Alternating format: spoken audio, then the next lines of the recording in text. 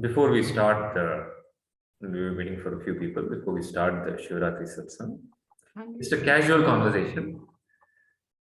How casually people start, ask, how are you? How are you doing? Right? Everybody asks, how are you? And you say, I'm fine, doing good, doing great, on top of the world. People give creative answers. So the people want to stand out even in that. So they already have a statement to make based on what question you ask. So I used to go to meetings with one person. Every time you ask, that's how when you start the meeting, people ask, right? How is it going? How are you? Every time he had a different answer. Not that I'm fine or I'm doing good, everything is okay. That's all ordinary people give answers. So he's extraordinary. He would say, I'm on top of the world, or never better, or living the life. Okay? Every time he would say something extraordinary. Now, what does it really have any meaning? In Kashmiri Shaivism, there is a text called Pratyabhignana Hridayam. Okay, I'll elaborate more on what it is, why it is, how it is. And the whole teaching of Lord Shiva is about the supreme reality, which is pure consciousness, Shiva himself. And in Kashmiri Shaivism, they talk about two principles. Not two principles, one principle, but they address it as Shiva and Shakti. Shiva and Shakti. Shiva is consciousness. Shakti is the power of consciousness. And Shiva and Shakti, they say, the Shiva Shakti themselves don't know that there are two. Okay, Shiva and Shakti are one. They give the example of fire. It's like fire and the ability of fire to burn. You cannot separate out the fire and its ability to burn. It's one. So they compare Shiva to fire and the ability of fire to burn as Shakti. They also say Shiva is the dancer. That's why Shiva is dancing, Nataraja. And the dance is Shakti. And when Shiva dances, in the dance, the whole creation comes up. There's a creation that manifests and creation gets absorbed. So the creation manifest is called Unmesha and creation absorbed, Nimesha. But from Shiva's point of view, there is no Unmesha, there is no Nimesha, nothing is happening. Okay, there is no creation, there is no sustenance, there is no destruction, there is nothing. And the teaching that they say is, whatever you perceive as the world is nothing but Shakti, but it's Matrika Shakti. Matrika Shakti means, Matra means words. So the word is the world. Okay, no word, no world. Whatever you speak, whatever you say about anything,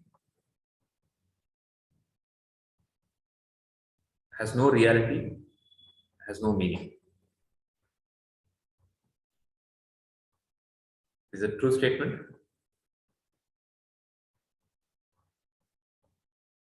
In a line of 3 to 4 questioning, whatever you have said will collapse. Okay? So any statement that you make, sun rises in the east, is a statement, right? Sun rises in the east. Is it a true statement? Is it a meaningful statement? No, it's not a meaningful statement. Sun rises in the east.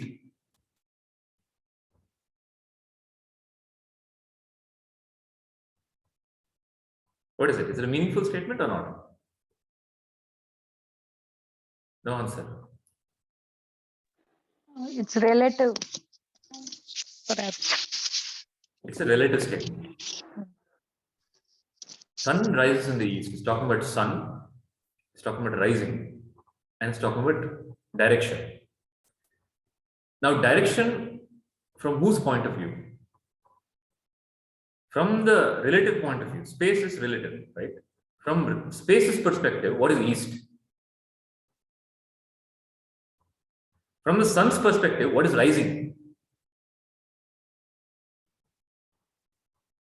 Right? So, the sun rises in the east. It has some transactional value, but it's absolutely meaningless from the absolute standpoint. Just you climb 2-3 steps and the statement falls. It has no value, no purpose, no meaning. So anything anybody says in life, okay, has no meaning. That is why Shiva is worshipped as Dakshinamurti. Dakshinamurti is absolutely silent. He teaches in silence. Because whatever is told, spoken, is ultimately meaningless. It's not reality. And what is reality cannot be spoken about. That is why the Upanishads say, Yato vacho nivartante. The truth, Brahman, cannot be spoken about. And that's what Buddha also says, Nirvana. Vani means sound. Sound is always false. Okay. Anything that is spoken is what?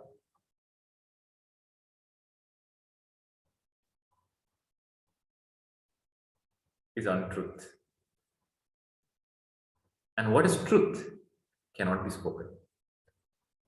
And that is why the emphasis on silence. And Shivaratri is about awakening to that silence, awakening to that which is beyond words. The mind is whole life spent in words. Okay? Whole life spent in thinking process. What is the word? Word is thought. So the word is word, word is thought. No thought, no word. What is the word? Only if there's a thought, there is a word. And what is thought?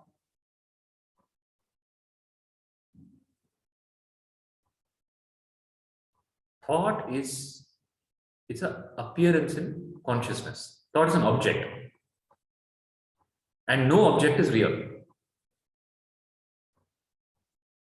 So what is reality is thoughtlessness.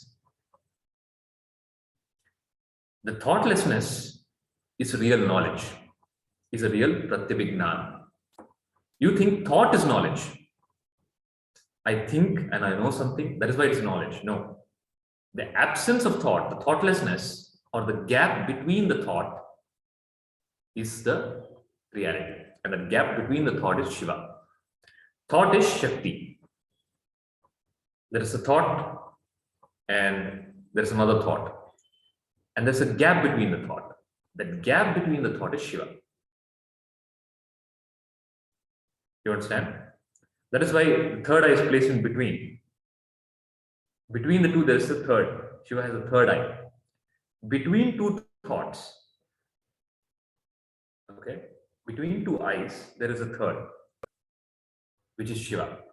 Between two, which is thought, and what is thought? Thought is seeing the world. Through thought is that what you perceive the world. No thought, no world. So thought are like eyes. The thought is what makes you experience the world. And in between those two thoughts is what? Is the third eye, the gap. And that gap is thoughtlessness. And the thoughtlessness is Shiva. So, before we start the understanding of Kashmiri Shaivism and Shiva, let us touch Shiva and come back. Okay. The mind is always focused on thought, on the outer, on object.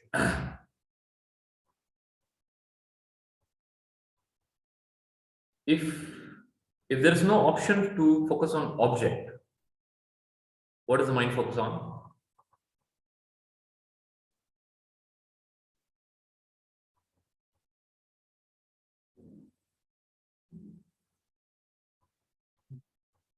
The silence.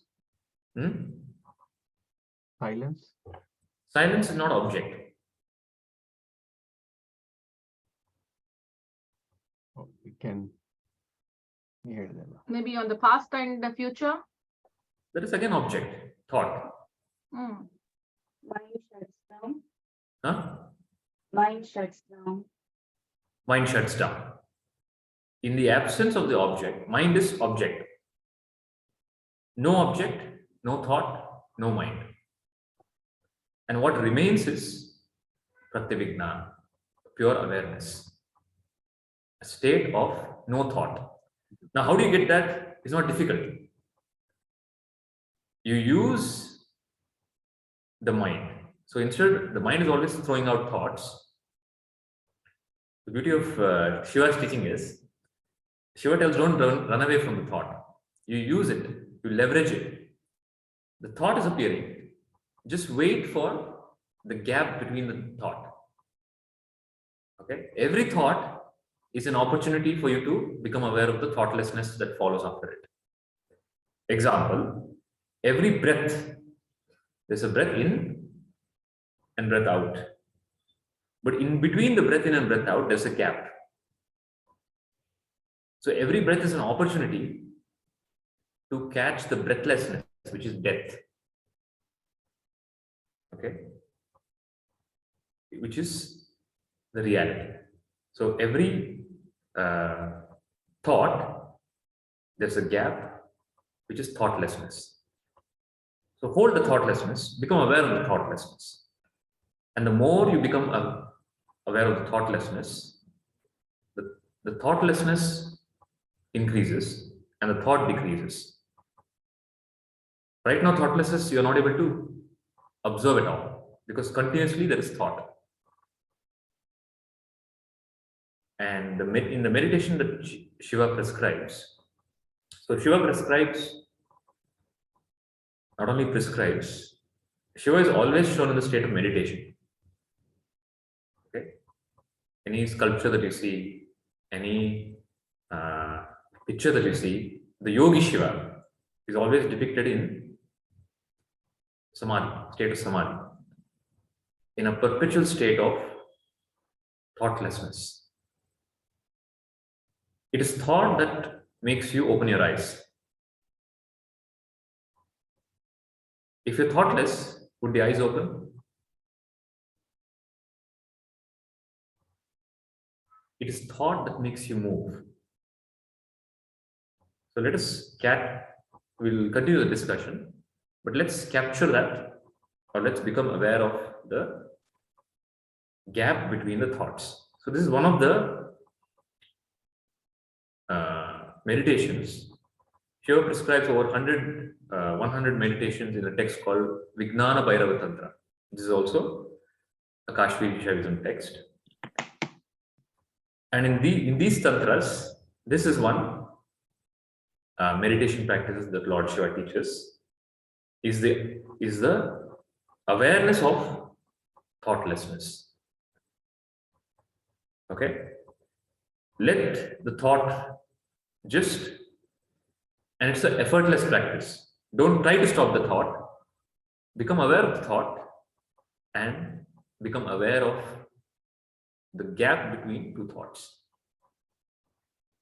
And more you pay attention to the gap between the thoughts reduce. Okay? And what is the thoughtlessness?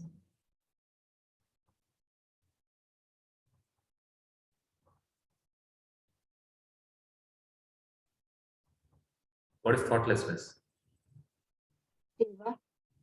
Huh? Shiva. Sorry, what? Shiva. Shiva. The thoughtlessness is Shiva. Why? Because Shiva is nothingness and Shakti is projection, you told. Because thoughts is Shakti, the other thoughtlessness is So Shiva, the word Shiva means thoughtless. The word Shiva means auspiciousness. The literal meaning of the word Shiva is that which is not.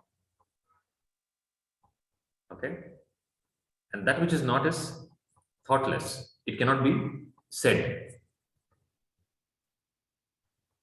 So Shiva is also known as Maha Kal. Kal and Mahashunya.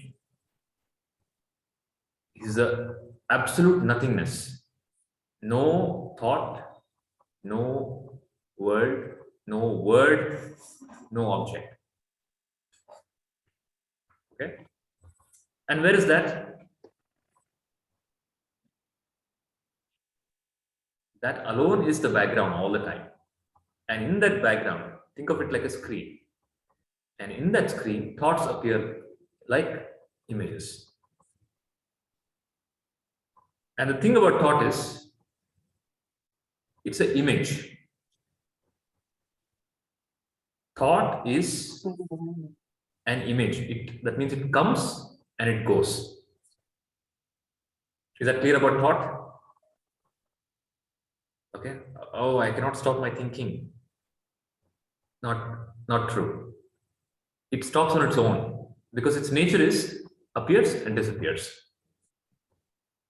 Okay. It projects, withdraws. There you have a gap to catch that thoughtlessness. Is the practice clear to everybody? No matter what the thought, discard it. Even the thought of Shiva, even the thought of Mukti. Because any thought, what is thought? Any word spoken, any thought is just an object. And reality is not object. Okay? And this is the essence of Shivaratri. Shivaratri means waking up, staying up in the night, waking up to the one that is beyond object. Any doubt? So we'll sit for some time, paying attention or becoming aware of the gap between two thoughts. Now, before you do that, so I was telling in the group about the teachings of Kashmiri Shaivism. Shaivism, Lord Shiva gives upayas. Okay, upaya means a method, technique to realize Shiva, realize the self. So for the beginner level, he gives certain upaya, anu upaya. Then for the intermediary level, he gives a upaya, shaktopaya. And for the highest level of disciple, he gives shambho upaya. Now shambho upaya, which is the highest teaching of Shiva, is also called ichchopaya. What is ichcha?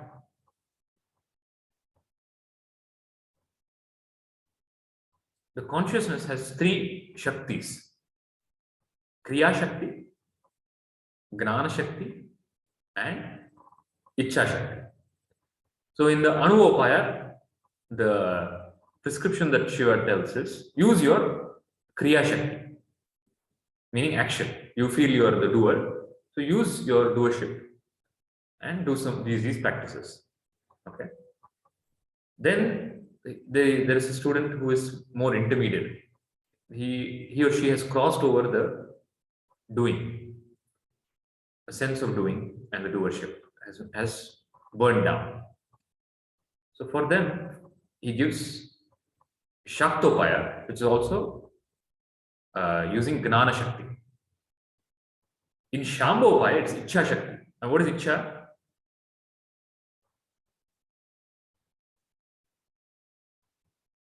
Desire. Huh? Desire. Sorry, your audio. Desire. Icha is will. Okay.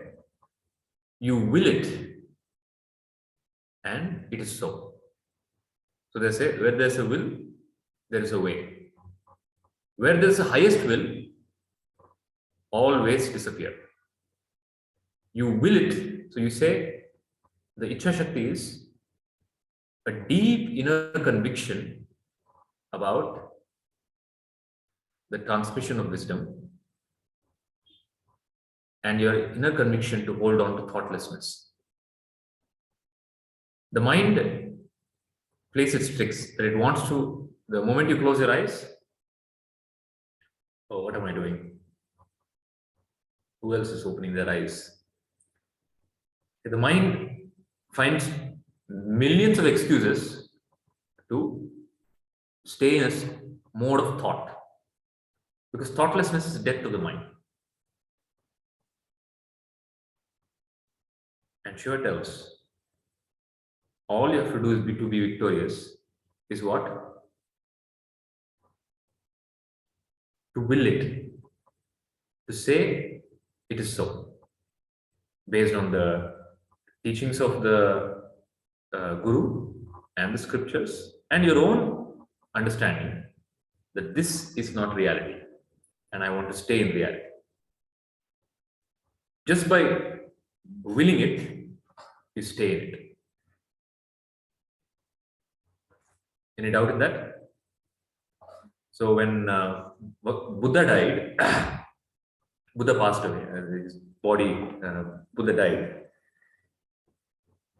There was one, his close disciple, Ananda. Ananda is his close disciple. He sat, he was with Buddha for many years, almost 40 years, from the time Siddhartha was awakened till his death. He was his companion. But he always told Buddha that I don't seek enlightenment. I just want to be in your company. Throughout his life, he said, I just want to be in your company. I don't want enlightenment. Okay. Because if I get enlightened, then I'll become indifferent to you. So I don't want to become enlightened. I just want to be your companion. I want to be very close to you. So he was the closest associate of Buddha. When Buddha died, Ananda sat. There was a tree in the ashram. He sat below the tree, just like Buddha. He sat below the tree. And he said, he made a statement of great will. He said, I will not move from here until I attain Buddhahood. I will not move from here until I am awakened. Now, how many people can make that statement? That conviction, one who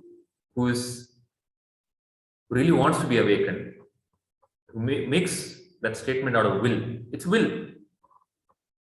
Okay? It is so because you say it's so. You make the statement out of will, and the mind obeys it. Okay? So now, in the teaching of Vijnana Bhairava Tantra, Shiva is empowering you. The practice that Shiva prescribes, and please understand, all the meditation practices in the world are derived from one of these teachings of Shiva. The teachings of Shaivism is the first teaching, because Shiva is Adi Guru. Okay, it's the first teachings of spirituality, and from that everything branched out. Any teaching of spirituality in the world has started from Shiva. Okay, that includes any meditation, any puja, any practice, any yoga, any form, any art form. Okay, everything, the source is Lord Shiva. So now we will get into one of these practices that Lord Shiva teaches in the Vijnana Bhairava Tantra. It is to attain Shiva consciousness by paying attention to the gap between the thoughts and let the mind dissolve in thoughtlessness. Any doubts in the practice? And every time the current of thought surges, you feel that there are too many thoughts, just mentally chant Om Namah Shivaya and again become aware of the thoughtlessness. So you say in the mind that I want no thought,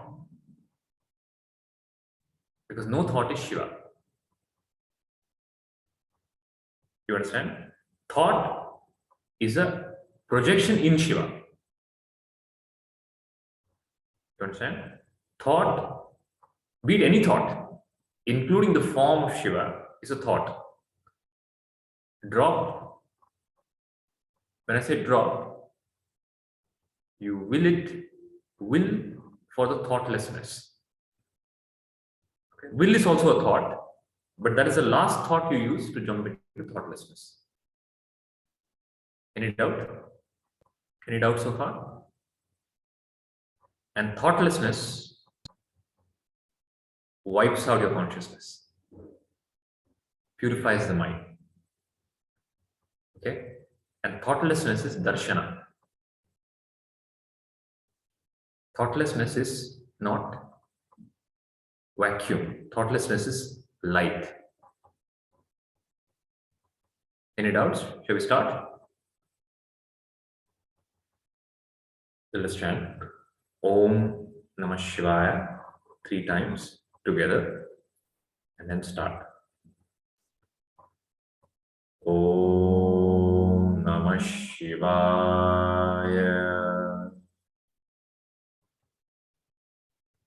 Om Namah Shivaya.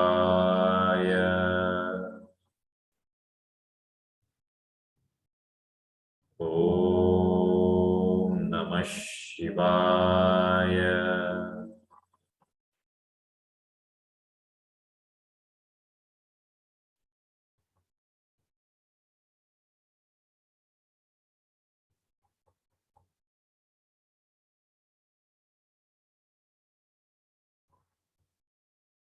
Let us begin.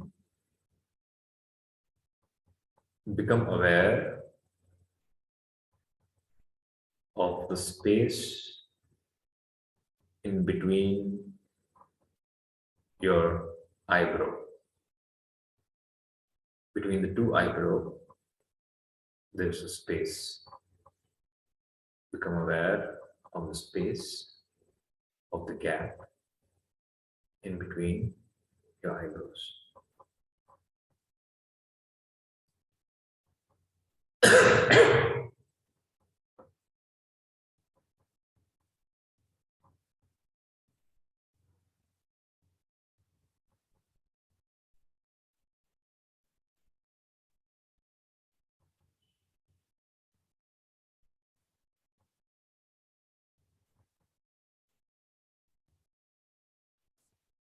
Whatever you become aware of is an object. Now, just be a witness of your thoughts, but do not pay attention to the thought that rises. Discard as an object, as an appearance in consciousness.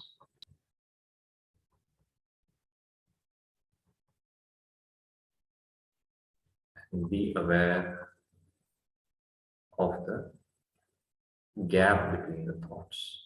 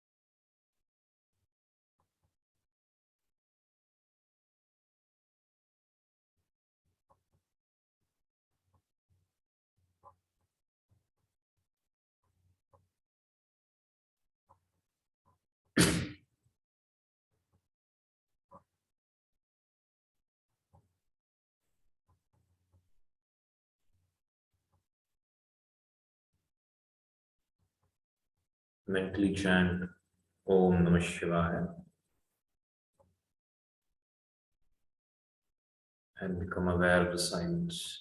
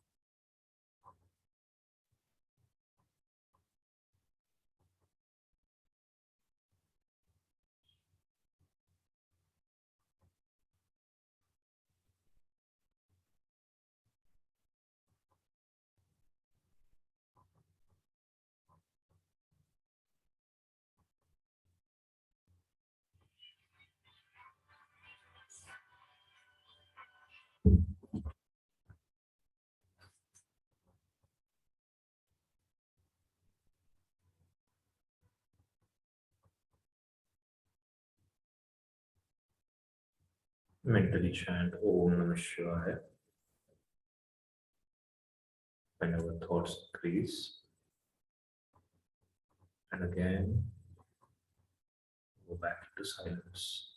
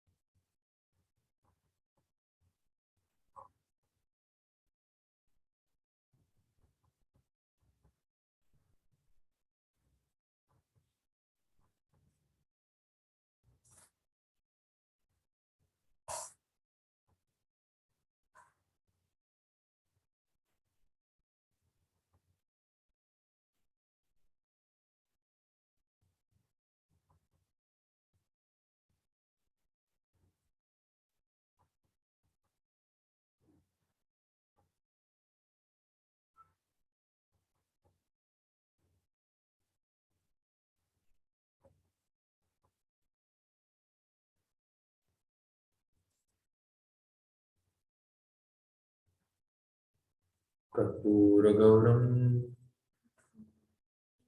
Karunavataram Samsarasaram Bhujagendraharam Sada Vasantam Hridayarvinde Bhavam Bhavani Saitam Namam. Slowly open your eyes.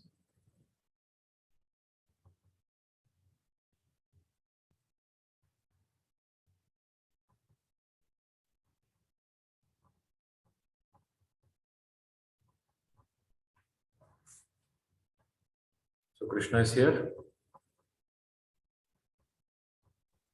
Sorry for being late, Krishna ji. Yeah, I'm here. Okay. Did you do the practice?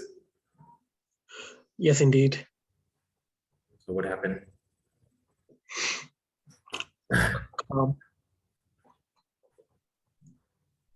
Calm. Were you able to catch the thoughtlessness? Whenever I'm trying to get, different thoughts are striking my mind, I was just chanting Om Namah Shivaya, the one that you have instructed earlier. So that is making me, focus on what I have to. Okay. But were you able to see the thoughtlessness in between the thoughts? Yeah, Okay. so, like not, it's coming and going, not all the time, not a constant stature. Not a constant. So the constant nature or the constant flow is a flow of thoughts. That is dreaming. Okay. So Shivaratri is about waking up from this constant stream of thoughts. This constant stream of thought is the problem. Thinking is the problem. Okay, thought is the problem because thought causes everything else. So in the battlefield on the Mahabharata battlefield, it is a thought pattern of the Arjuna that is distorting his experience. Krishna is also in the battlefield, but Krishna doesn't have the thought pattern, thought flow. What is in Krishna? Thoughtlessness, a deep silence. And from that silence, a very appropriate response comes. Okay, he's able to not only forget about him being victorious. He's able to transform somebody like Arjuna who is depressed. Okay, because he's operating out of silence. So in life is about choice, and Shivaratri is about that choice. You have a choice to operate out of sound, which is thought, and constant sound. What is thought? It's a constant sound, constant words, and that constant word, you don't know what is real voice. So much thought, you yourself can't distinguish what is right, what is wrong. The thoughts appear so convincingly, they convince that this is right. And that's why people go, they kill, right? And they have no remorse. Why? Because they're so convinced that that is what is right. People go and steal, then they say, oh, everybody, the whole world is, full of crooks. I stole some money, what is the big deal? Right? So the thinking patterns justify everything. Right? Have you ever, every criminal will justify. So it's not about the criminal, it is the nature of the mind. the mind has a tendency, because it doesn't know what is real. It's so filled with thoughts, thought pattern after thought pattern after thought pattern. What is real? How does it know? It knows only sound. It doesn't know silence. So waking up to silence is Shivarati. And that is, and why it is, and why the Shivarati comes every month. Okay, but Maha Shivarati is celebrated once a year.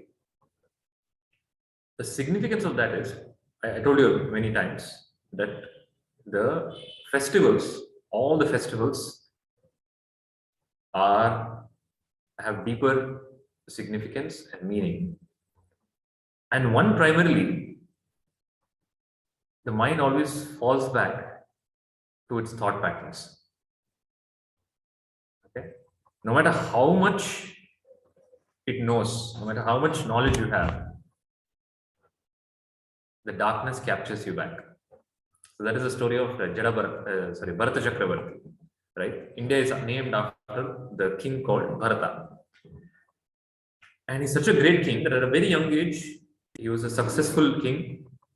He's victorious and the kingdom is peaceful. Then he decides he wants to focus on Atmagnana and he renounces his kingdom. He goes into the forest and he gets attached to a deer. Okay, somebody who has renounced his kingdom, and it's not ordinary to renounce a kingdom. Okay, renounce a kingdom, that position of power, with the conscious decision to focus on self. Okay, somebody like that can slip with the smallest of the smallest thing.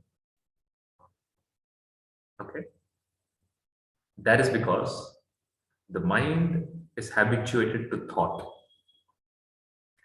Now, what is the thought pattern that runs? You have come to become thoughtless. But the thought runs, oh, I have to be compassionate. Okay, who will take care of this deer? Thought distracts you from what needs to be done. This is what is happening to Arjuna also. Arjuna is distracted. The thoughts is telling him, how can I kill my own relatives? The constant surge of thought blinds you.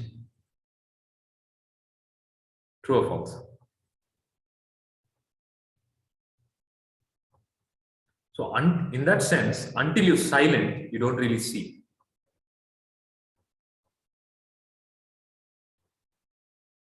With your two eyes, you always see the world.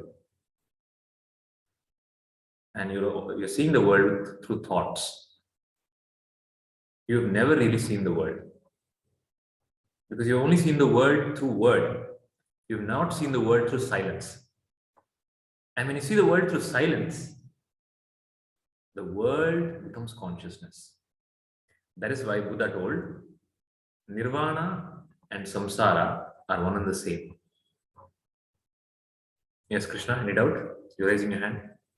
Yeah, Krishna, sorry, I need like when you said thought strike, like no, I got a thought right now that I have to pick up Kartika from her swimming class. Now I have to go like in a minute's time.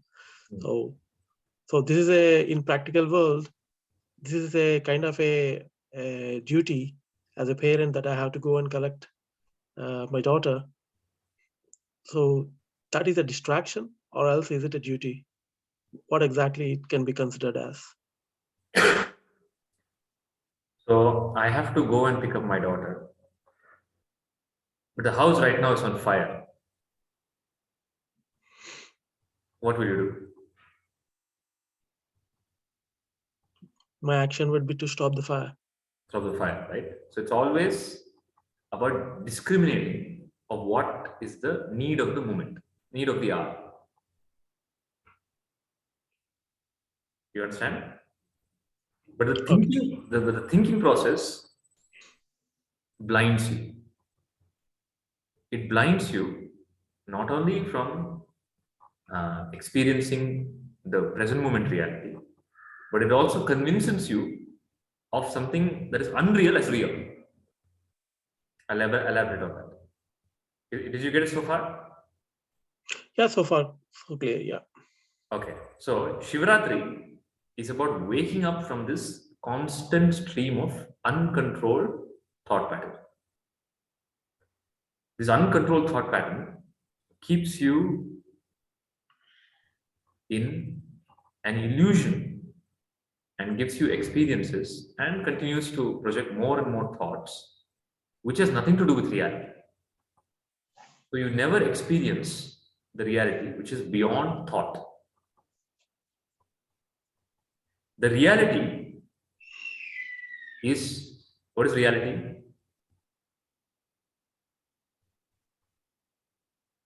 The reality is silence. The reality is nothingness. That's why Shiva is called Maha Shunya. The reality is absolute deep silence. Everything else is imagination.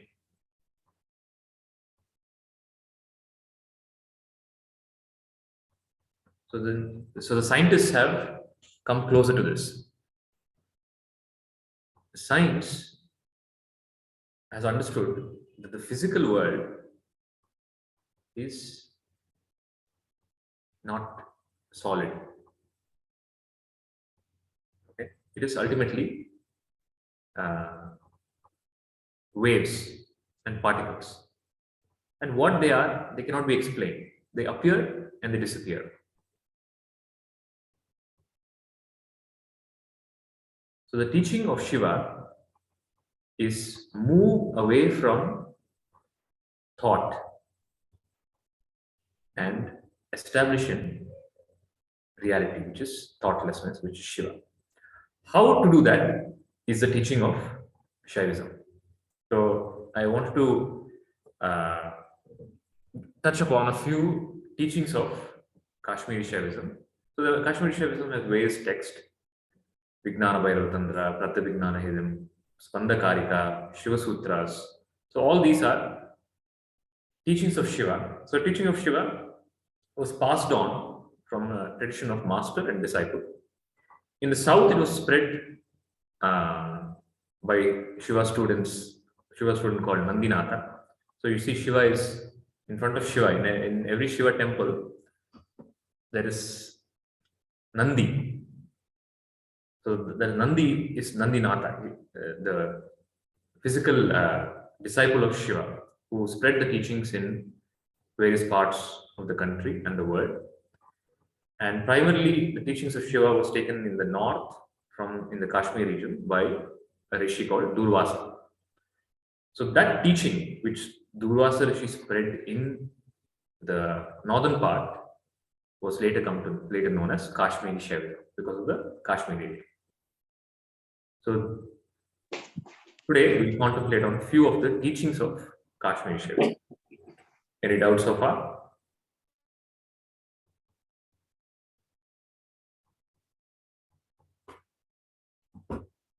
Krishna, are you there or you'll come back? Okay. Soumitra? Hari Om Krishna ji.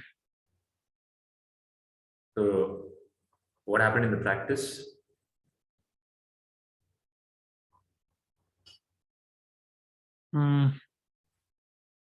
I have been doing this for a couple of months, to be honest, Krishna ji. Yeah, I mean, out of the 112 techniques, right? This is one of them, and I have been trying a couple of them so far. Okay. But yeah, I mean, I've not come on a conclusion, to be honest, on this yet. Yeah. Were you able to catch the gap between the thought? Yeah, to a certain extent, but not maybe to a level where I was expecting it. Yeah.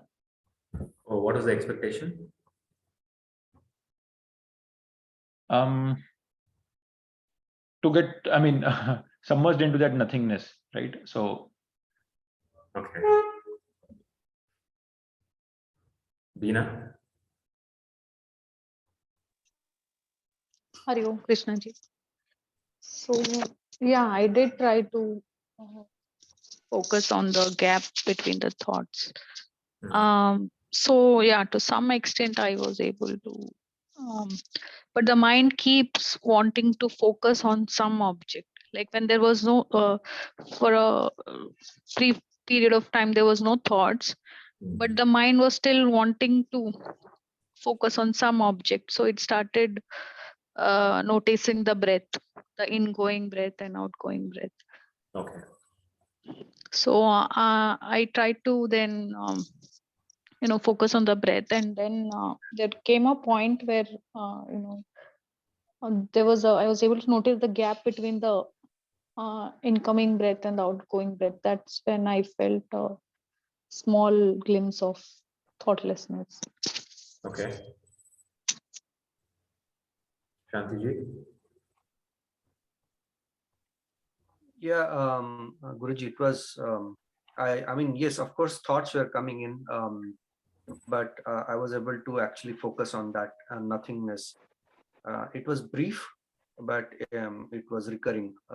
That was a nice feeling. Okay. Yeah. Shadiji? Okay, Guruji. Few thoughts came, but I was able to focus on nothingness.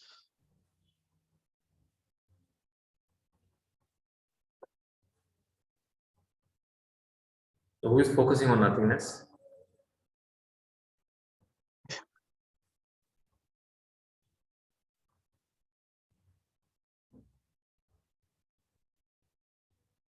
Said I was focusing on nothingness. Is the I object or subject? Subject. No. Is I object or subject?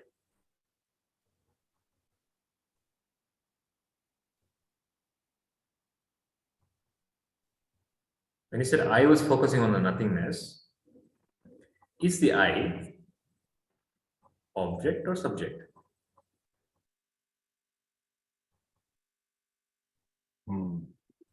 Nothingness cannot never be an object, right? If it's object, it's not nothingness.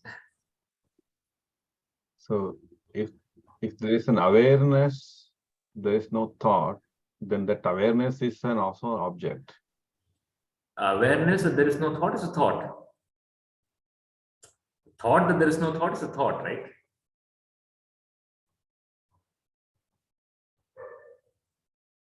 So you said, I am aware of the nothingness. That means I is there, nothingness is there. So this is like this. You know who is the greatest devotee of Shiva?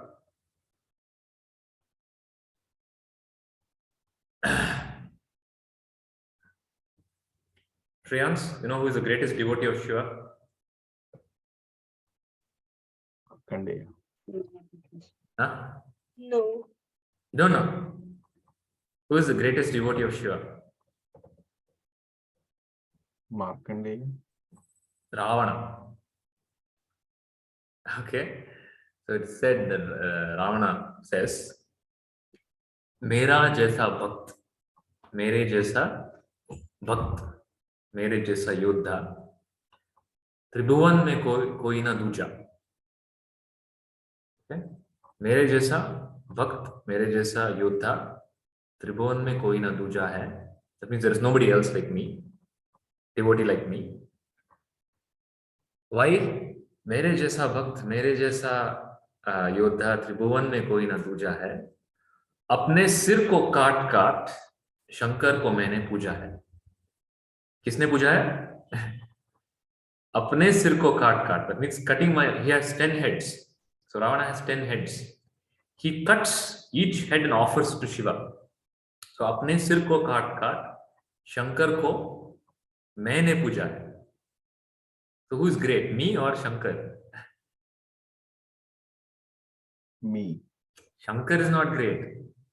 I am great because I did such an offering to Shankar. So when I become aware of the nothingness, Nothingness is not great.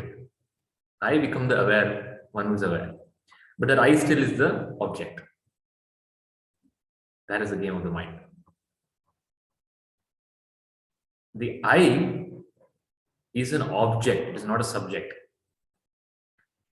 What you need to understand is, and this will not go away, that I will not go away until you understand what?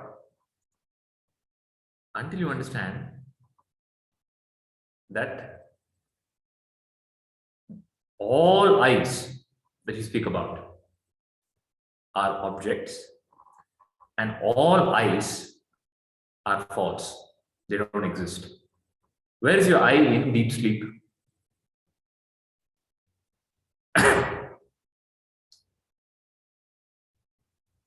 Say, I want enlightenment. Okay. I want to realize Shiva. That I itself is unreal.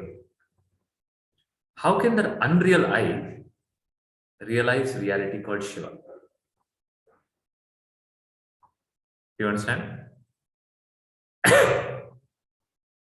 So there are no objects. The reality is nothing. There is nothing. There is literally no thing, no object. Then you say, no, there are so many objects. I see so many objects. All the so many objects are just a projection. Like in your dream, you see so many objects. They're not real, they're not there. Okay. And now science has gone one step further to prove it to you that there is no object. And what is an object? Object is thought. If there's no thought, is there an object? If there is no thought, is there an object? If there is no thought, is there a subject? What you refer to as subject is also an object. When you say, whenever you say I, is that I an object or a subject? Object. It's an object. That means it's a thought. Okay. Is thought real or unreal? Unreal. Unreal. Unreal. So what is real?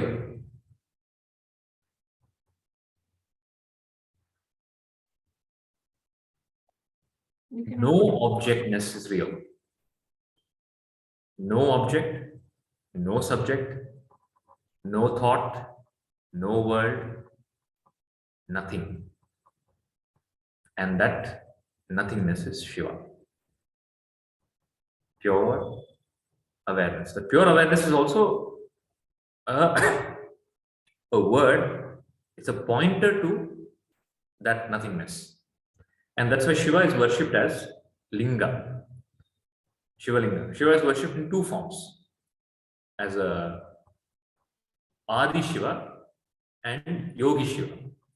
As Yogi Shiva, he is worshipped with the yogi, the form of the yogi with the Jata and Ganga and the snake and Rudraksha, Basma. Okay, that is Yogi Shiva. And then he is worshipped as Adi Shiva, which is Linga. Linga means, Linga is a stone. Typically, it's a stone. A stone is worshipped, and it's in the curved formation. Linga means, Linga is a pointer. The word Linga means pointer. That Linga that we worship is a pointer to Shiva. That form is a pointer to that which is formless, which is Shiva. The thought, which is word Shiva, the word Shiva is a thought, is a pointer to that which is beyond thought, which is the real Shiva. So the chanting of Om Namah Shivaya, that's why it's the Panchakshari mantra is so beautiful. Om Namah Shivaya. You know what is the meaning of the Panchakshari mantra? Om Namah Shivaya. Om Namah Shivaya. Let us chant.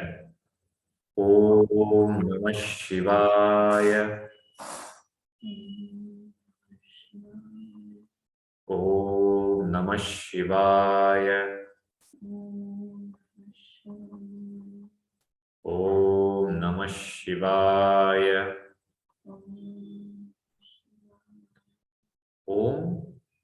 Om is the primordial sound. Na Ma Shivaya. It's called Panchakshari mantra. Panchakshara it has. Na Ma Shivaya. Okay. And the Panchakshari mantra is telling what is Shiva by telling what is not. Nama Shivaya. Nama means me. Nama means when there is no me, no I, what is left is Shiva. But when is the state where there is no I?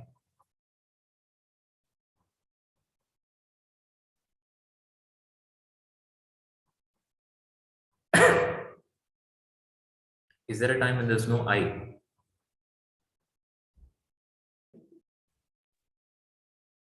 Deep sleep. In deep sleep, there is no I. There is no time when there is no I. The I thought is constantly in every perception. There is I thought that follows. I saw, I think, I do, I am. The I thought is constantly getting generated. Okay? This constant generation of I thought is creating that illusion. Until you realize that there is no I. That's why Ramana Maharshi doesn't give. Ramana Maharshi is considered the avatar of Shiva. He directly goes into ask who is I? When you ask who is I, he goes directly into the dissolution of the root of the problem, which is the I thought. When you ask who is I, you see that there is no I. When there is no I, what remains is Shiva. Otherwise, it's like Ravana. I am the greatest devotee because I cut my head and I offered it to Shiva. Okay, I am a devotee of Shiva. So Shiva is not important. Shiva has become secondary. I, who is a devotee of Shiva, becomes primary. So Shivaratri is our waking up to Shiva by seeing the falsehood of the I. Now, how you see the falsehood of the I is the various upayas that Shiva gives. And Shiva also tells there is no other way for mukti apart from this, going through this process of upaya under a realized master. Shiva has to come and teach you in the form of a master. Only then will the awakening happen. Until then, there's no awakening. Until then, one more, whatever you think of awakening also is another dream. Okay? How do you tell you're awakened? So many times you have dreams, especially in the morning time, when you're woken up. Let's say you woke up at 5 o'clock, you are having a dream, and you woke up at 5 o'clock. Then you went back to sleep, you saw that it's 5 o'clock, I can sleep for another 3 hours or 2 hours. Then you went back to sleep again. Then you wake up again, okay, and you get up, get ready, get dressed, and you go to office. You're going to office, then you're driving the car, then you meet with an accident. Then you realize, then you wake up from that dream. Then you realize, oh, you were dreaming and it's only 5:30. Has that happened to you?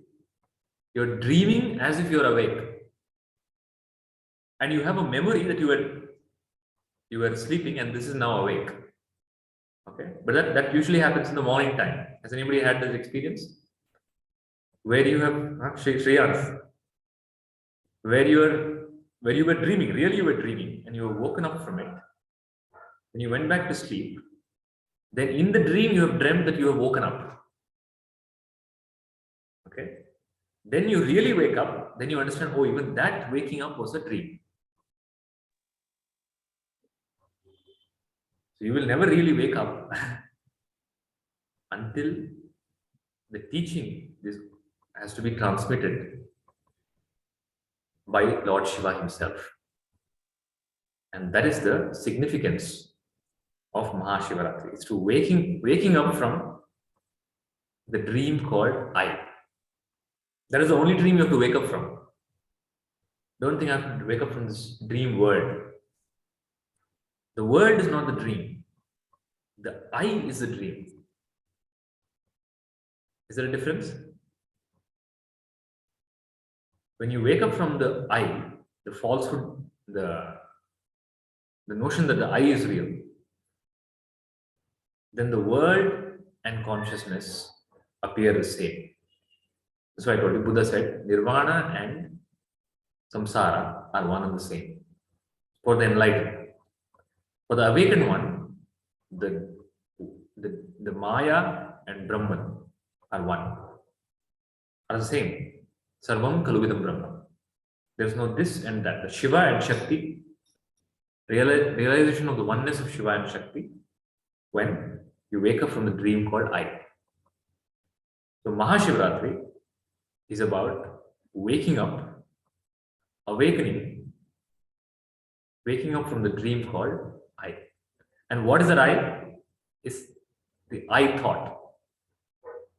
You have to, and how do you do it? Is all the various upayas that Lord Shiva describes. Any doubts so far?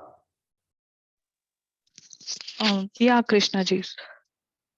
So you spoke about the 112 techniques. So in the one which we did today, so even in the state of thoughtlessness,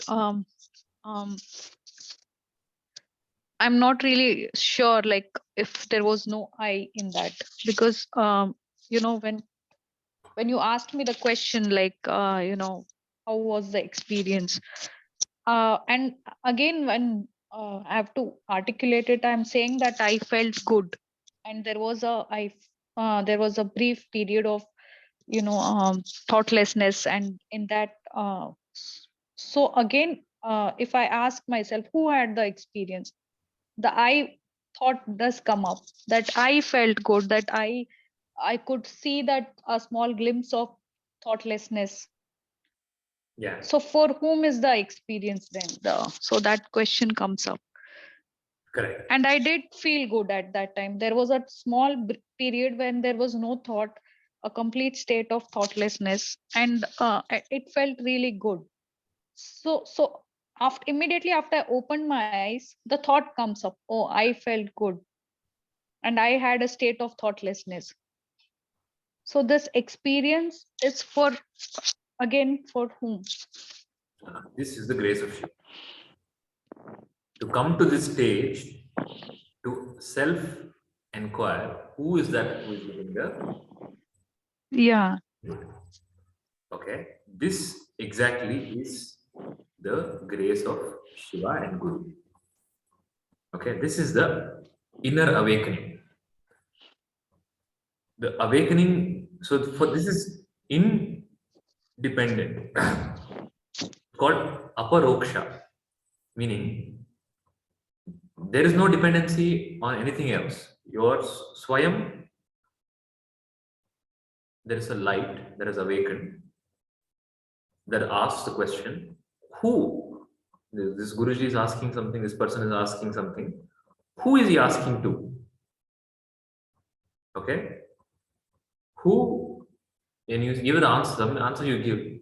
Even that you're not convinced with. And that is called awakening. Okay? And that is called light. So in Kashmiri Shaivism, they give an example. There is a firefly. Okay, you've seen a firefly? Everybody's seen a firefly? Yeah. A firefly has enough, it has light. Okay? It has enough light but it cannot. That light cannot illumine the surrounding. It has enough light to illuminate its own body. Correct? The firefly, you would see the firefly. It has enough light to illumine its own body. Then there is fire.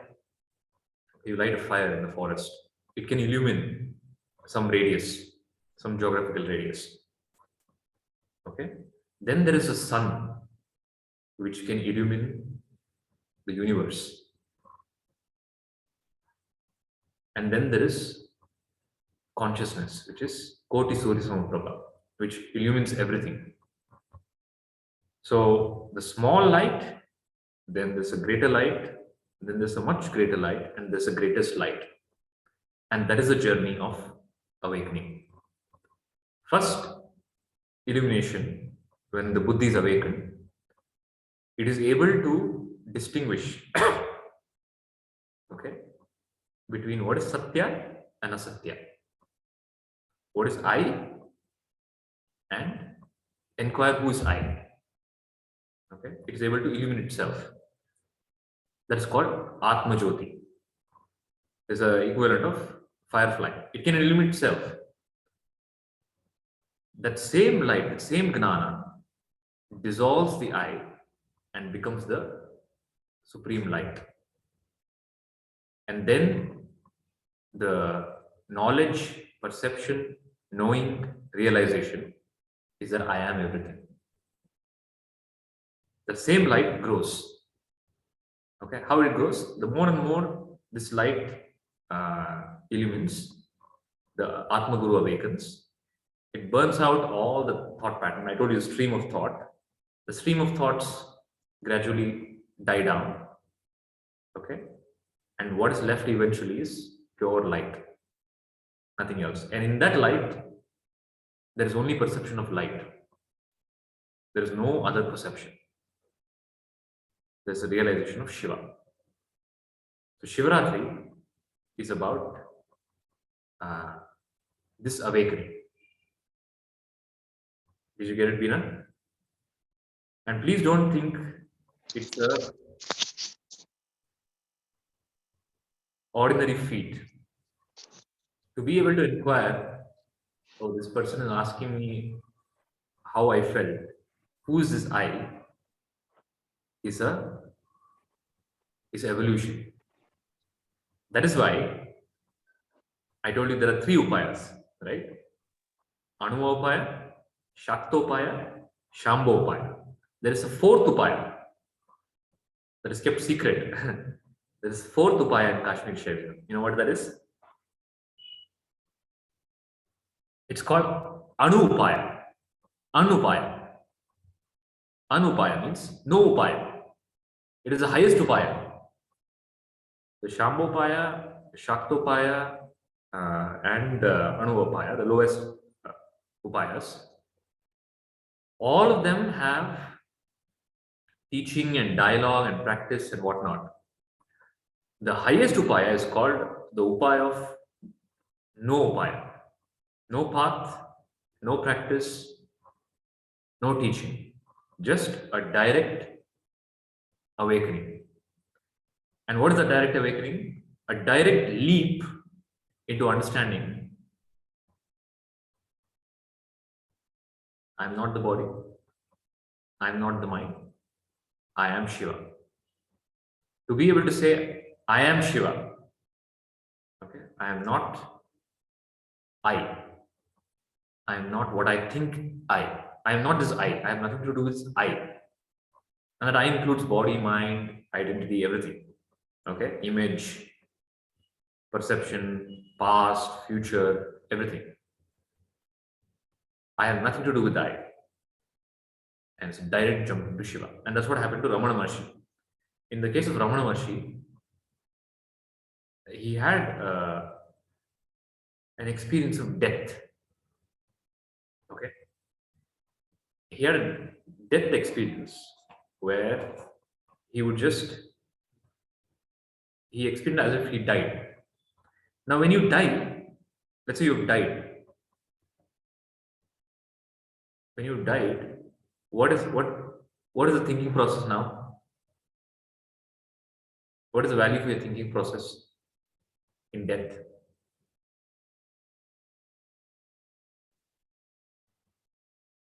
In death, what is the value for thinking process? What is the value for I? It's died. The identity is gone. Nobody cares. What is the value of thinking process?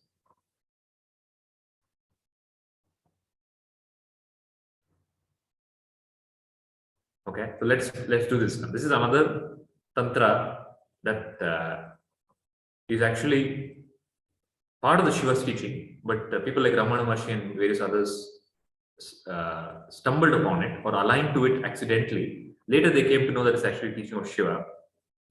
In one of the techniques of Shiva, tantras of Shiva, Shiva prescribes a practice where you sit with absolute rejection of your body, as if it's dead. Okay, I am dead. Now what?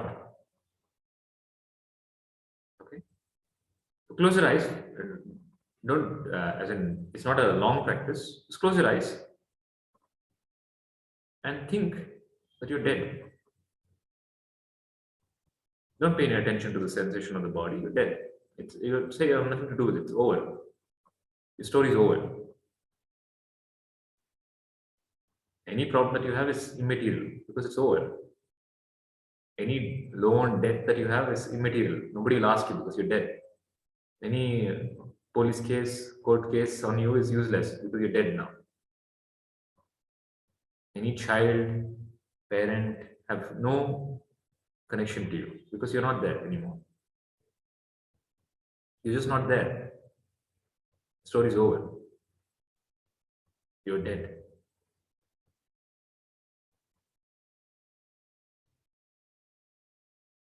Open your eyes. What is the value of I in death?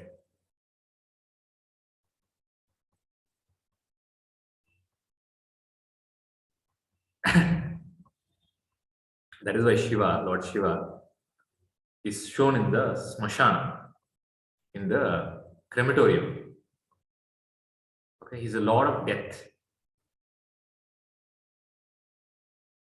What is the value of I in death? Do thoughts have value in death? Does your body have value in death? Such a great body. In death, when it's rejected, does it have any value? Is there any value for thought about the body in death? And you were so intelligent, had such a successful life, intelligent person, Nobel Prize. Any value in death? Kingdom, any value in death? Power? Sumanji, you're raising your hand. No, this was the surprising when you said I'm dead, it was actually a thoughtless mind actually. The Mind mind shuts down. really, yeah. Over. There was effortless. In the last thing, there was little bit of drifting of the mind, coming back, and all those things was happening. But here, with that intention, I'm dead, it's actually quiet. Yeah. So it's actually a very dangerous practice to teach. I should not have taught it. No, I'm not joking. It's a Okay. practice that is not taught. Okay. Because if somebody holds this thing, prakriya, this upaya, then they will go back into absolute. The body really drops. Okay? Because will is everything. Mind is very powerful, please understand. What you will happen because you're Shiva. Because you're not the mind. The one who uses the will is Shiva. And if Shiva tells the body is dead, the body will accept the command. Okay, especially when it's passed on as a teaching from a master, the mind gets convinced and it drops the body. Okay, there is no more birth. That is another story, but that's not the natural way. So I was just telling you an example that this is what Ramana Maharshi realized, and that's how he became Brahma Varishta. to Brahmavid, Brahmavara, Brahmavaranya, Brahmavarishta. He practiced the practice of death. I am dead. Then what movement can you have? You become disconnected from all stories.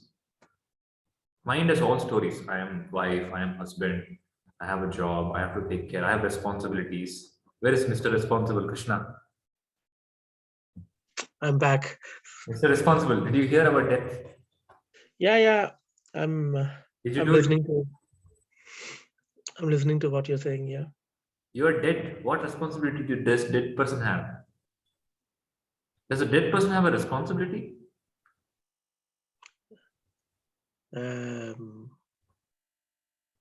No. No. Now, isn't that your eventuality? What is eventuality means? Eventual means it is inevitable. Eventually you will die, right? Yeah, that is inevitable. Death is inevitable, right? Yeah. Death is inevitable. Okay? Death of the body is inevitable. Okay.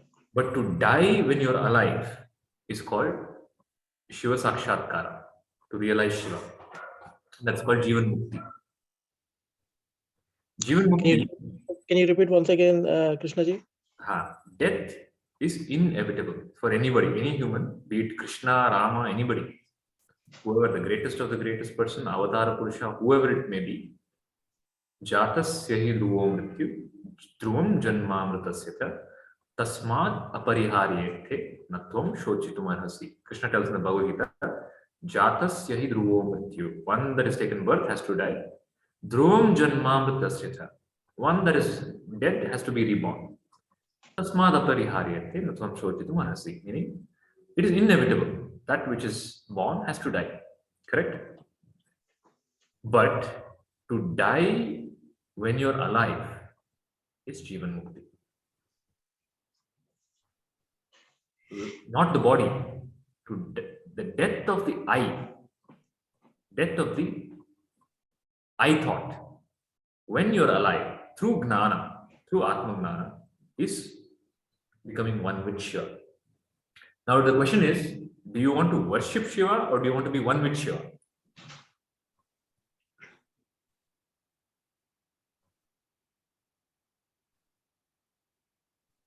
So in the teachings of Shiva, Shiva gives a spectrum of, his guidance is a spectrum. He casts a wide net. Okay? He gives ways to worship. He gives ways to empower yourself, for the mind to become powerful. So he gives yoga, he gives art forms to express, then he gives tantras, then he gives various yantras and mantras, then he prescribes upayas. Ultimately, he gives Atmagnana as Sadguru, where you get absorbed into Shiva consciousness. That's why Shiva is shown with as 5 faces. Have you seen the 5 faces of Shiva? Panchamukhi Shiva. So Shiva has 5 faces, Panchamukhi Shiva. And the Panchamukhis, he has 5 responsibilities, portfolio. He creates, he projects the universe as consciousness. Consciousness, in consciousness, the creation is projected. Why it's projected? Why this creation? Veena, your favorite question. why Sorry, God, I didn't get the question. why God created? Why Shiva created? He creates. Yeah. So I used to always have that question. So Shaivism says Shiva creates. He has 5 phases. No? First phase is Srishti. He creates. Why he creates?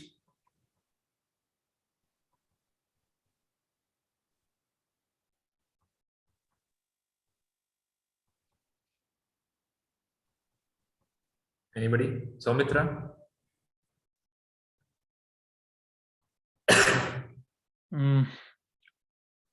Because it is the nature of that, right? It is called, oh, the answer to this question, why God created, is only available in Sanatana Dharma. To make us all realize and come back to the ultimate reality of consciousness. That is why that is a very roundabout way. Why then create a world, put people into suffering, then make them realize? Why would God do that? But then where is the fun? Why God has to have fun as if he's bored? No, I mean, we are also form of the same consciousness, right? So we are also God in a way. I mean, not God, but godliness, basically, right? Elements of the same godliness. So in consciousness, in God, that's the thing you have to understand about God. When you say God, we're referring to consciousness. And in consciousness, there are no elements. There are no parts. There is no amshas. There's no we. Who is we? This we in God. From God perspective, there's no we. There's no parts. I have no parts. It's like telling space. Space has parts.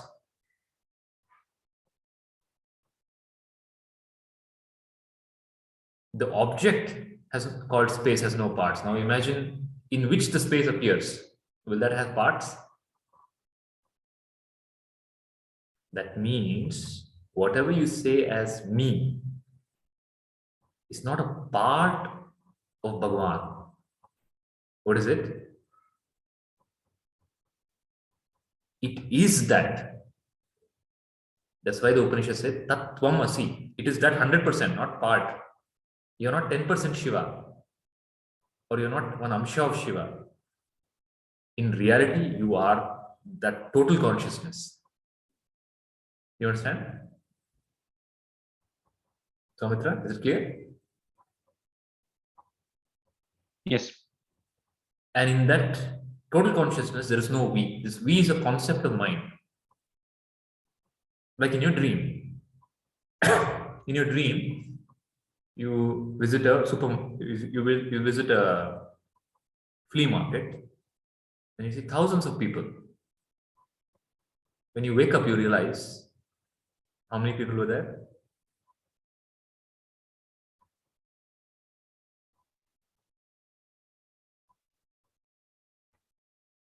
Soumitra, you're on mute.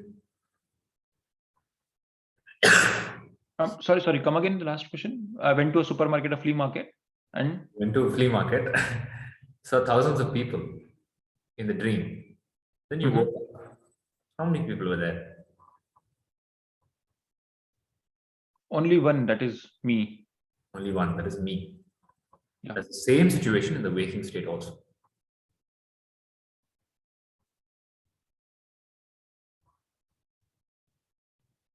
You get it? Yep. In the waking state also, the mind projects that there are many people. When it realizes Atma, the problem is the mind is focusing on bodies. When you focus on bodies, you think you're also a body. So you see bodies and think there are many people, many jivas. When you realize Shiva, you no longer see jivas. What do you see? Your own self, Shiva alone. And that's called Kaivalya. Okay? Any doubt? And that is the very reason why Shiva is put on Kailasa. You know that? You know the meaning of Kailasa, Soumitra? Have you gone to Kailas? No, but I do dream to do that. Kailas doesn't mean in spirituality, in Indian spirituality, everything has 3 levels of meaning. First, it refers to something physical, then it refers to something metaphysical, and then it refers to spiritual. That without any exception, including Shiva himself. Shiva himself in the physical realm was a yogi. He was an actual human being, a yogi in the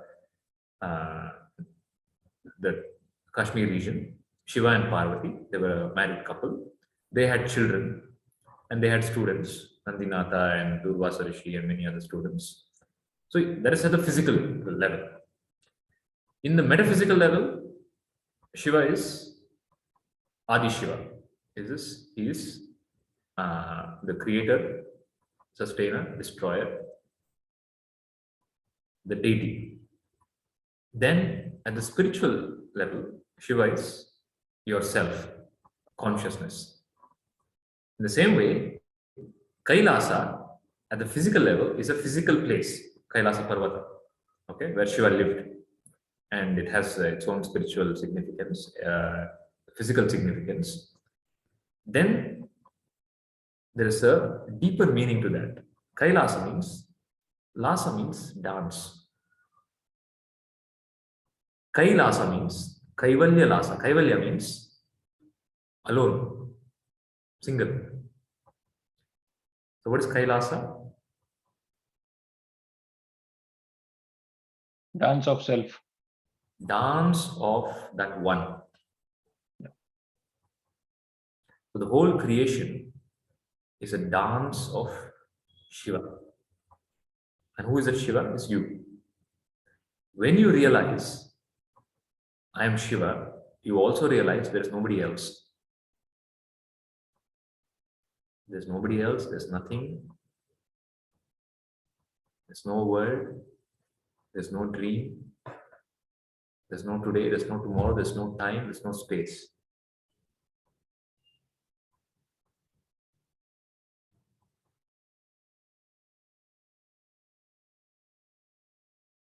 Does Shiva dance? The question was, Shiva creates 5 phases, right? He creates. He creates because it's his Leela. It's a play. It's his dance. Because he alone is dancing. In him, in his perception, there's nobody else. He's just dancing. He doesn't even know. He's not even aware of what this so-called world we're talking about. But in his dance, the world appears. And then it's sustained. And this appearance of the world is called Unmesha. There's a surge, and then there's a withdrawal, Nimesha. The world, he also destroys it. Okay? He creates it, and he destroys it. How the example given is, there are children who go to the beach. And in the beach, they build sand castles. Have you built? Kartika and Shriyans? Have you made castles in the sand, in the beach? Yes. So these 2 kids, they build sand castles and they start fighting. You are coming to my territory, okay? And you are breaking my pillar. They start fighting. And they're really fighting. They're hitting each other, punching each other. Okay, then the grown-ups come and they break them. Okay, calm down. You take this sand, you take this sand. Okay, and again they start building. Then they start building. After some time, they're hungry. The mother calls them, the food is ready, please come. Picnic. Food is ready, please come. Then they walk over the sand castles. They break them, they destroy them, and they go and eat the food. The same way Lord creates. Okay? He creates the universe and just collapses it. No attachment, no. Just like the child who built a sand castle and walks all over it. The Lord creates and breaks it down. Because there's nothing. It's just a projection. So Shiva creates Srishti, Sthiti, Samhara, Tirodhana and Moksha. Tirodhana means he also puts away of ignorance. And Moksha means he appears as a Sadguru. That's the final form of Shiva, final phase of Shiva. Okay, he appears as the Guru. And any Guru that appears anywhere in the world is nothing but Shiva. There's no other Guru apart from Shiva. Shiva is the only Guru. Not that there was a Guru called Shiva, no. Any Guru at any point of time is Shiva alone. Shiva appears as a Guru. and awakens you from this dream.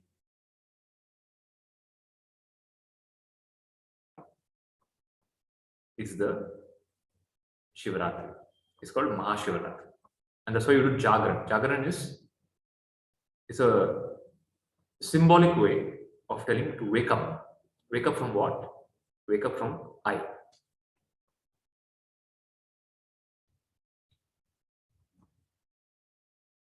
And the waking up from I happens very fast in death. Thought of death. Okay. When you say I am dead, then the mind shuts down. Then there's no use of I. What I will you hold on to?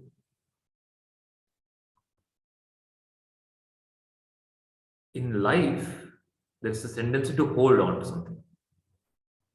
Okay? Because you have ignorance that there is something that you can hold on to.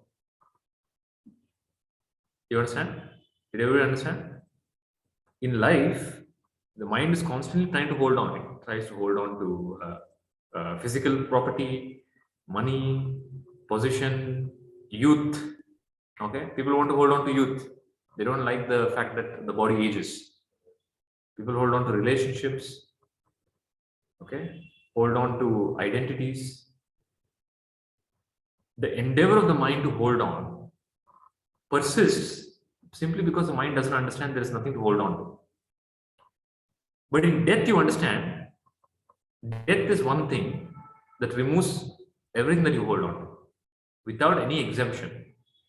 Is there anything that you can hold on to in death? Samitra, you're raising your hand.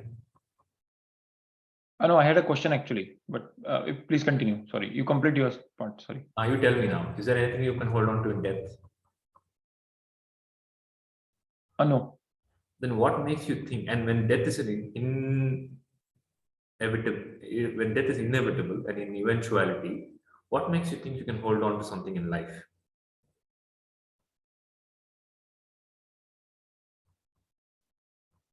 The thought pattern persists because you want to hold on, including the thought of enlightenment. And that is why Siddhartha got enlightened under the Bodhi tree when he stopped holding on to enlightenment. He was in all ferociousness holding on to enlightenment. I'm going to get enlightened. And he tried everything. And he destroyed his body. And he wanted to cross a small stream. He couldn't cross a small stream. He fell down. And somebody had to come and give him food. Somebody had to take care of him. Then he realized, in my endeavor to capture this enlightenment, I've destroyed my body. What is the point? Then he dropped enlightenment. And when he dropped enlightenment, that was the last thing he was holding on to. Okay, because there's nothing beyond enlightenment. If there's anything that you can hold on to, the highest you can hold on to is mukti. When the highest he dropped, there was nothing more to hold on to. Then he realized that which holds everything, which is Brahman, which is consciousness, Shiva. You understand? To realize that when you're alive, you don't have to wait till death. To realize that there is nothing to hold on to. There is nothing apart from consciousness. Okay, this awakening, this gnana that there is nothing. Everything is false. Everything is a thought. Only silence is real. Okay, including I. Okay. And when the I drops, then what remains is Shivala. Now, Soumitra, your question? Yeah, thanks, Krishnaji. But that all still does not answer. Why did Prakriti and Purusha created everything what is all around? we understood that, yeah, I mean, I understood at least that, yes, it is a Leela of the God. Yeah. Does not answer the question, why really did it happen, right? It's still again going around the circles here. No, so there is no answer to the question why. Because the question itself is false. What is the question? I mean, why creation, right? That why creation assumes that there is a creation.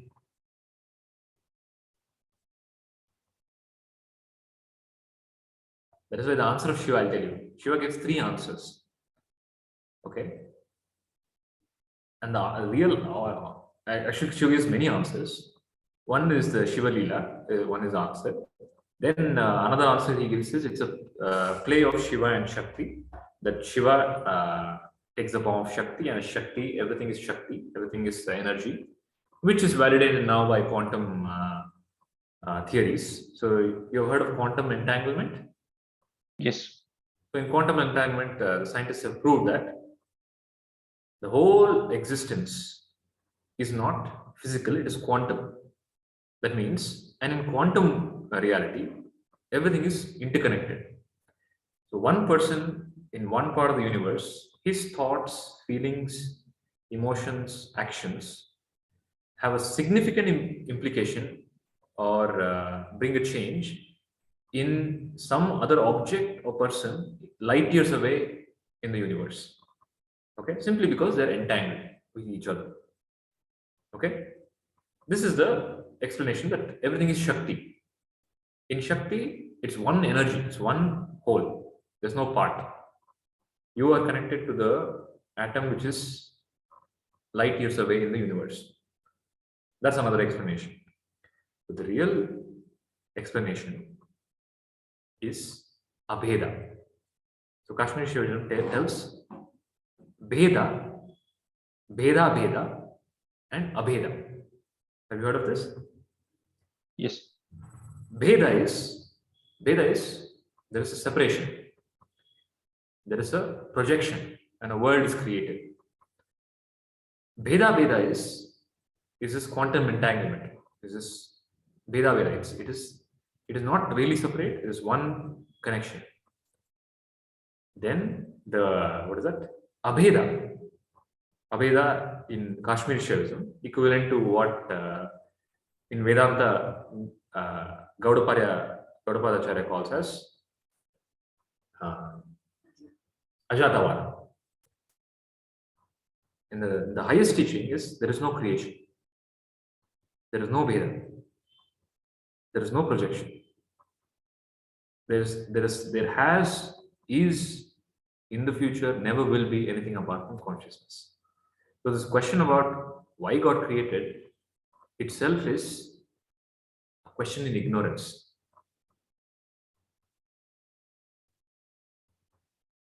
It has no meaningful answer because the question itself is false. Because the question is assuming that there is a creation. It's like you asking, you're in a dream and you go to Paris and you ask, why is the Eiffel Tower there? In reality, it's not there.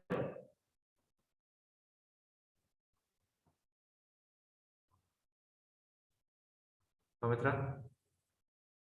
I'm confused. What is not clear?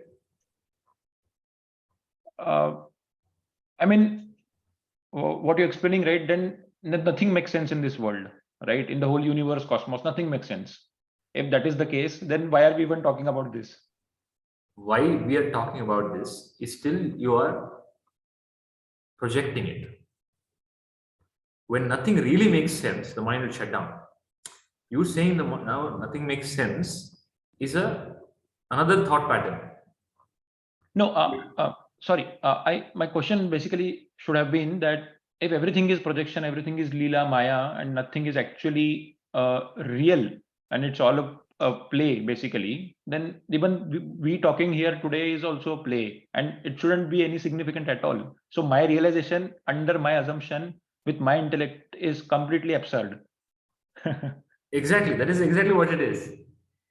It is all a play, and we're all dolls. Okay, we are here today because this doll is supposed to do this, and this doll is supposed to do that.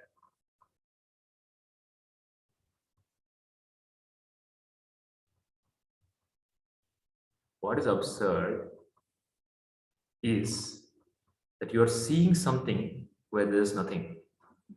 That is absurd. You understand? Absurdity Yeah. is seeing. That's why Vedanta gives the example. There's a person going in the dark and he starts getting scared because he's seen a snake. But what is really there? It's a rope. Then somebody brings a lantern or a torch. Then he sees, oh no, it's not a snake, it's a rope.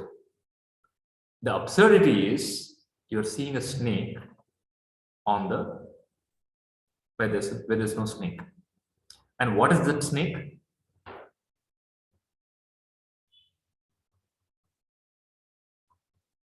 What is that snake? Is the snake really there? No. Now, now the question you'll ask is, now the person has not yet seen the rope, okay? The person has seen the snake, and there's another person also in the dark. He also sees the snake. Both of them see the snake. And then the person is asking, who made the snake? Why did God put the snake in the forest? Then the third person comes, holds the light. Arey Baba, there's no snake. There's a rope. Now, where was the snake?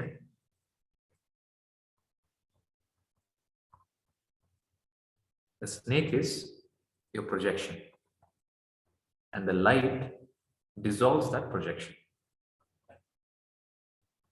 And the light is Gnana. The problem is, the only problem is, you're holding the light, you're trying to put the light outside. Okay, so there was Mullah Nasruddin. Mullah Nasruddin is he's in the market, okay, and on the street he's bent down, he's sitting on the floor, and he's searching something. Okay, he's searching. Where is gone? Where's gone? Where's gone? Then other people also ask, what happened? What are you searching? He tells my gold ring. I've lost my gold ring. Then everybody searches. Oh, where is it? Where is it? It's only a small place. It could not have gone far away. Let's all search it. Then they search for a long time. They're all tired. And then they ask, are you sure you lost it here? He says, no, I lost it at home. Then the person gets angry. Why are you searching here? Because there's light here. Okay, at my home there is no power. There's no light. It's darkness. The problem with our endeavor is that we make the search outside and trying to find the consciousness and God outside. Trying to make sense of it. This has to make sense to me. This outer perception that I'm seeing has to come to a logical conclusion and dissolve. Okay? But it will never happen. The moment you focus on the self, the moment you focus on the consciousness, the objects disappear. That's their fulfillment. It's not that life will reach a logical conclusion, all your questions will be answered. Why there is suffering in life, why people are good, why people are bad, why all this, why so many lifetimes. There's no answer for any of that. And all answers are false. Every single answer given. I don't know if you were there at the beginning of the session. I told you, any word spoken is meaningless. Okay? Every single word, every single statement made in reality is about dream. It's a dream. Reality is only silence. But the problem is, why words, masters, gurus, scriptures use words is, they are using words to take your attention. They're linga. That's why Shiva is linga. Now imagine if the linga also is not there. How will you understand the formless? The linga is a starting point. Okay, linga is, the beauty of Shiva linga is so simple. It is the simplest. There is no other god who has as many temples as Shiva has. You know why? Because it's very easy to make Shiva temple. Bring one stone, put one flower over. That is Shiva. You worship Shiva. Because the stone is a pointer. Now imagine there's no stone, there is no pointer. What happens then?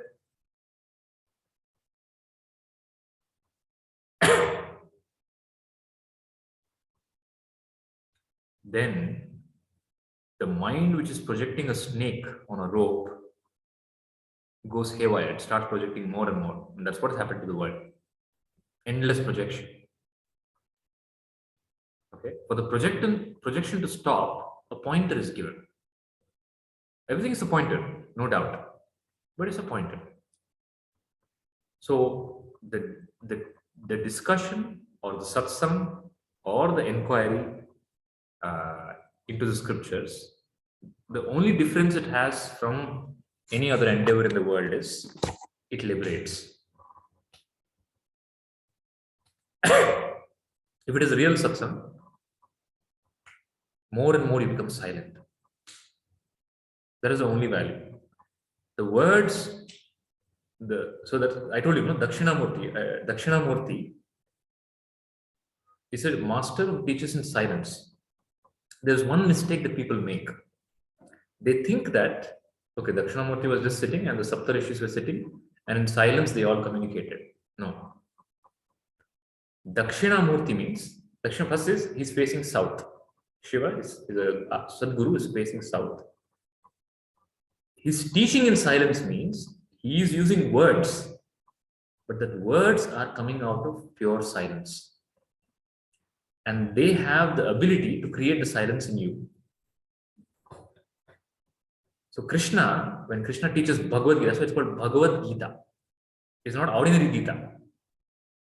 Okay? The Bhagavad Gita brings Bhagavad Tattva in you. Then there are so many Gitas. There's classical music, then there's rock song, then there's heavy metal, then there's so many types of songs, right? So every song affects your consciousness in a certain way. How does the Bhagavad Gita affect your consciousness? It liberates you. That's the only difference. Any doubt, Soumitra? No, this part is absolutely clear, Krishnaji. If you permit, I have a last question actually, which I think today would be a very good day to get an answer on. So, if we are all consciousness, who is we first? I mean, let me come back to the statement. If I am pure consciousness and coming out of the same consciousness which we call it as Shiva, right? Then the question on with me is that why I have been separated from that to ultimately realize that I am the same thing. Who is asking this question? Consciousness. No, consciousness has no questions, no? Then I am not consciousness then, isn't it? No. Who is, I got the question, I'm giving the answer. Okay. Question is, did everybody get the question?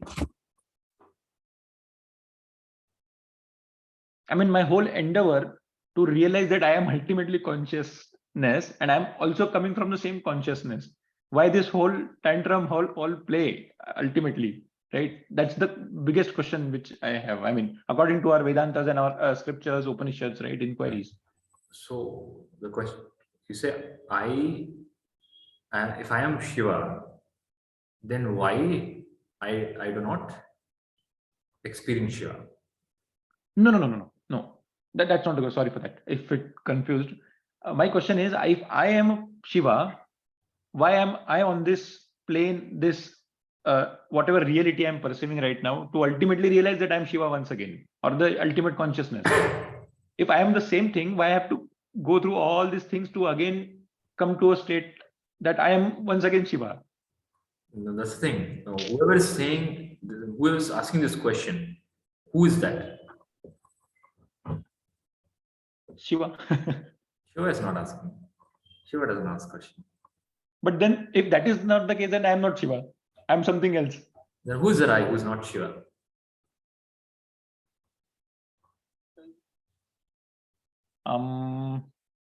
then then I'm not Shiva. That's for sure I can tell, but who am I? I don't know then. That's why I'm Fine. There's nothing wrong in making the statement. I am not Shiva. Fine. I am not Shiva. But who am I? Who is that I? Who is this asking the question? Who wants to become Shiva? don't know.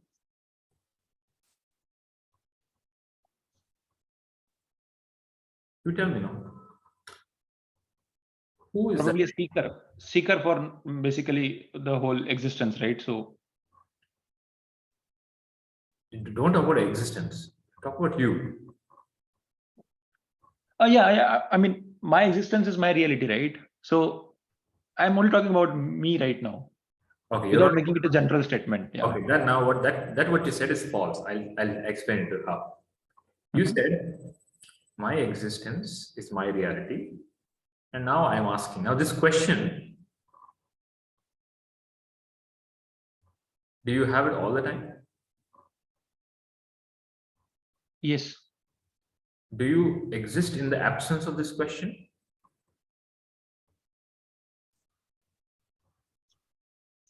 No. You do. In deep sleep, you have no questions. You exist. Yeah.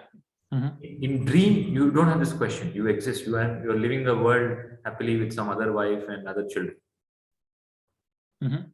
That means your existence is not dependent on this question, which is dependent on a certain identity. Some identity is asking this question. And you're saying, I am this identity. Mhm. Do you see what I mean? I am saying you are not that identity. Because in the absence of this identity, you are there.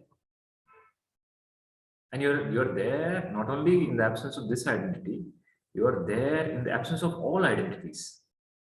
And that which is there in the absence of all identity doesn't have this question. And that is Shiva. Okay. So how I take it is that it is all infinite actually merging into zero. As simple as that. I'm not finished yet. Wait. Yeah. Mhm. So first you tell me, the one who is asking this question of one, see, if I am Shiva, then ultimately I am Shiva. Why do I have to experience all this? Why do I have other perception, other experiences? All this, who is telling this?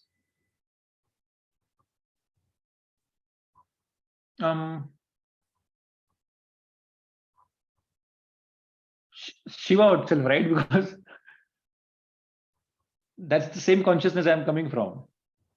Shiva is not telling it. Shiva is Okay. Sakshi. I'll tell you how. I'll make the distinction between Shiva and the one who's telling it. Okay? Shiva is awareness, is formless, is thoughtless, and is shunya, is nothingness, pure consciousness. Okay, these are again pointers, but very close. Is that clear? That is Shiva. Awareness, consciousness, light, silence, infinity. With no limitation, no thought, no feeling, no perception, nothing. Just a pure being. Okay? Shiva has no seeking. Shiva doesn't do anything. He is Paramatma, Shiva. Is that clear? That is Shiva. Okay? Mhm. Now, when you say Shiva is saying this, is it a true statement or false statement? No, but then who am I exactly? I'll come to that. Wait, I'll come to that. When you say Shiva is saying this, is it a true statement or false statement? Because Shiva No. doesn't say. Shiva is pure awareness. He doesn't say, he doesn't do anything. It's awareness because it's unchanged. Right. Shiva is an unchanging witness, Sakshi. Okay. Now, there is an object in this. An object appears in this consciousness, like a wave appears in the ocean. Okay. You understand? Mhm. An object appears in this Shiva consciousness. Now the object is also Shiva only. Okay. This object has no permanence. It appears and disappears. Nothing. Anything that appears in Shiva is not permanent. Like in your dream appears, it disappears. Nothing can be permanent, because the moment it becomes permanent, it means that there's something other than Shiva. There's other than consciousness. There's nothing other than consciousness. In consciousness, there cannot be any other. It's abheda, non-duality. Okay? It's something appears in that. In that appearance also appears a thought of I thought, which is also an appearance. It disappears, which is in your own experience, like I told you. Sometimes you have the I thought, then another I thought appears. Okay? And that I thought thinks it's the same I thought. The previous I thought that came and this I thought are different. Is it the same or different? They are different. Three minutes ago, you asked the question and you said I. Now, when you say I, is it the same I? No. It's a different I. You understand? Mm. It's a totally different object altogether. The only problem that you are having is that you are not objectifying the I. You are subjectifying and telling it is me. Now, I'll tell you, you are Shiva. Look at the thought that you had, look at the statement that you made as consciousness, and you say that is an object. Objectify the identity called Saumitra the seeker. And tell me what happens. And tell me the answer. Did you get what I mean? Yes. You are Shiva. You, when I say you, I have nobody to refer to. In the real sense, there is no you, there is no me, there's only Shiva alone. So by that, from that point of view, so you think of it this way: there's wave, water, and ocean. One wave is telling to the other wave. Now this one wave has realized it's water. It is telling to the other wave that you are water. Okay. Now, do you understand first of all that you are water? Yes. As water, look at the statement made by the wave that I am a wave, and tell me what is the answer.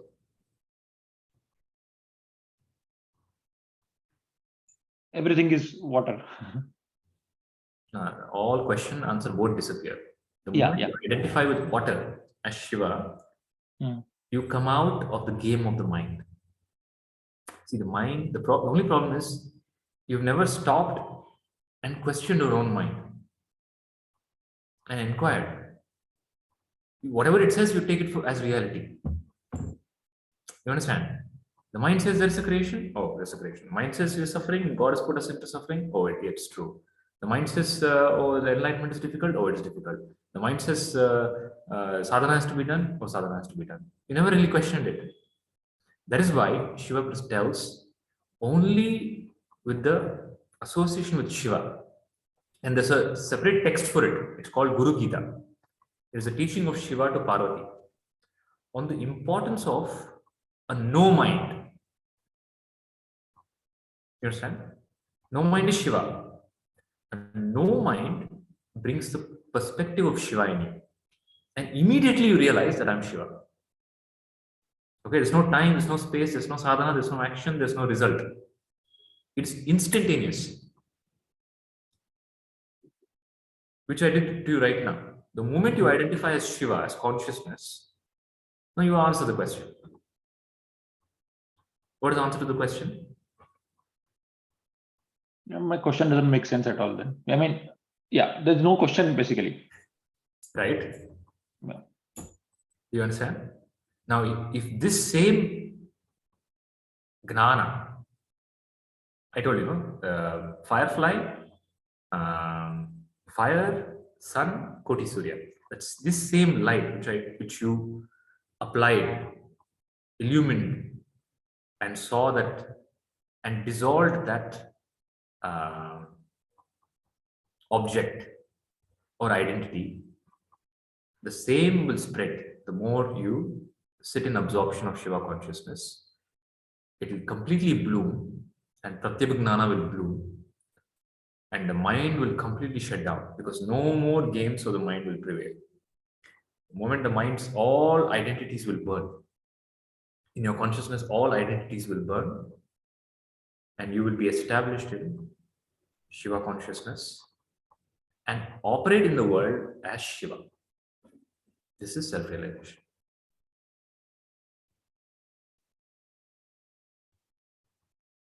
Does it make sense? Yeah. The problem is you're giving too much reality to your identities and the stories that your mind is creating. And you've got lost in it.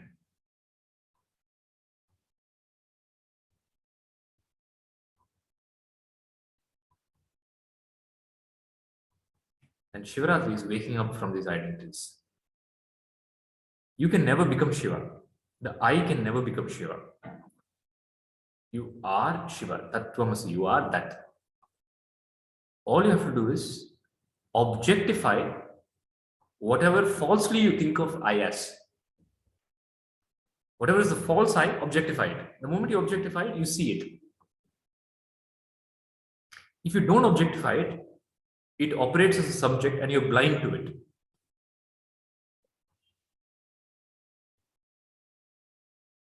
it making sense? Krishna, Sheshadri, Shantiji, Rashmi? Yeah, Yes, makes sense. Guruji. Yes, Guruji. So all the questions, that's why it's called Shambho Upaya. Shambho Upaya is will. You have to destroy with will and Gnana the false identities. Okay, and at one point, what happens is that light blazes so much internally that all identities stop appearing.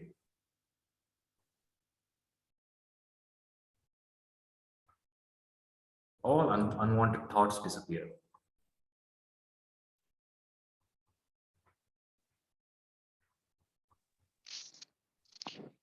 Krishna ji, in the same context of the wave and the water, I had a question. So, from the wave's perspective, it is still a wave, and you said perspective of Shiva, Shiva alone exists. So why there is a false identity, or I would put it as like why there is this forgetfulness of our You true tell me. nature as You're, Shiva, as water, you tell me the and answer. why there is a false identification You tell me as water, you tell me the answer. as water. As water, everything is water, and there's no other entity. But from the perspective of Jiva or as a wave, you associate. I associate myself as a wave, and I've Associating. forgotten my true. Who is asking you to associate? Yeah, The but problem there is, is a. no, the problem is you think something is happening to you. Okay. Okay. The wave thinks something happened to the wave. Waves rising, waves falling, waves undergoing change. When the wave realizes it's water, it understands nothing is happening to me. I'm water. Yeah. That nothing is happening to me has not become clear to you yet. Mukti means a clear understanding that nothing happens to me. I'm consciousness. That's why it's called Brahma Balam. Balam, Brahma, Balam, Balam, Brahma Balam, Brahma Tejo Balam. Meaning, it's not strength. Strength is for something to protect. When nothing ever happens to you, that is the highest strength. That is the strength of all strength. Nothing ever happens to you because you're consciousness. Yeah.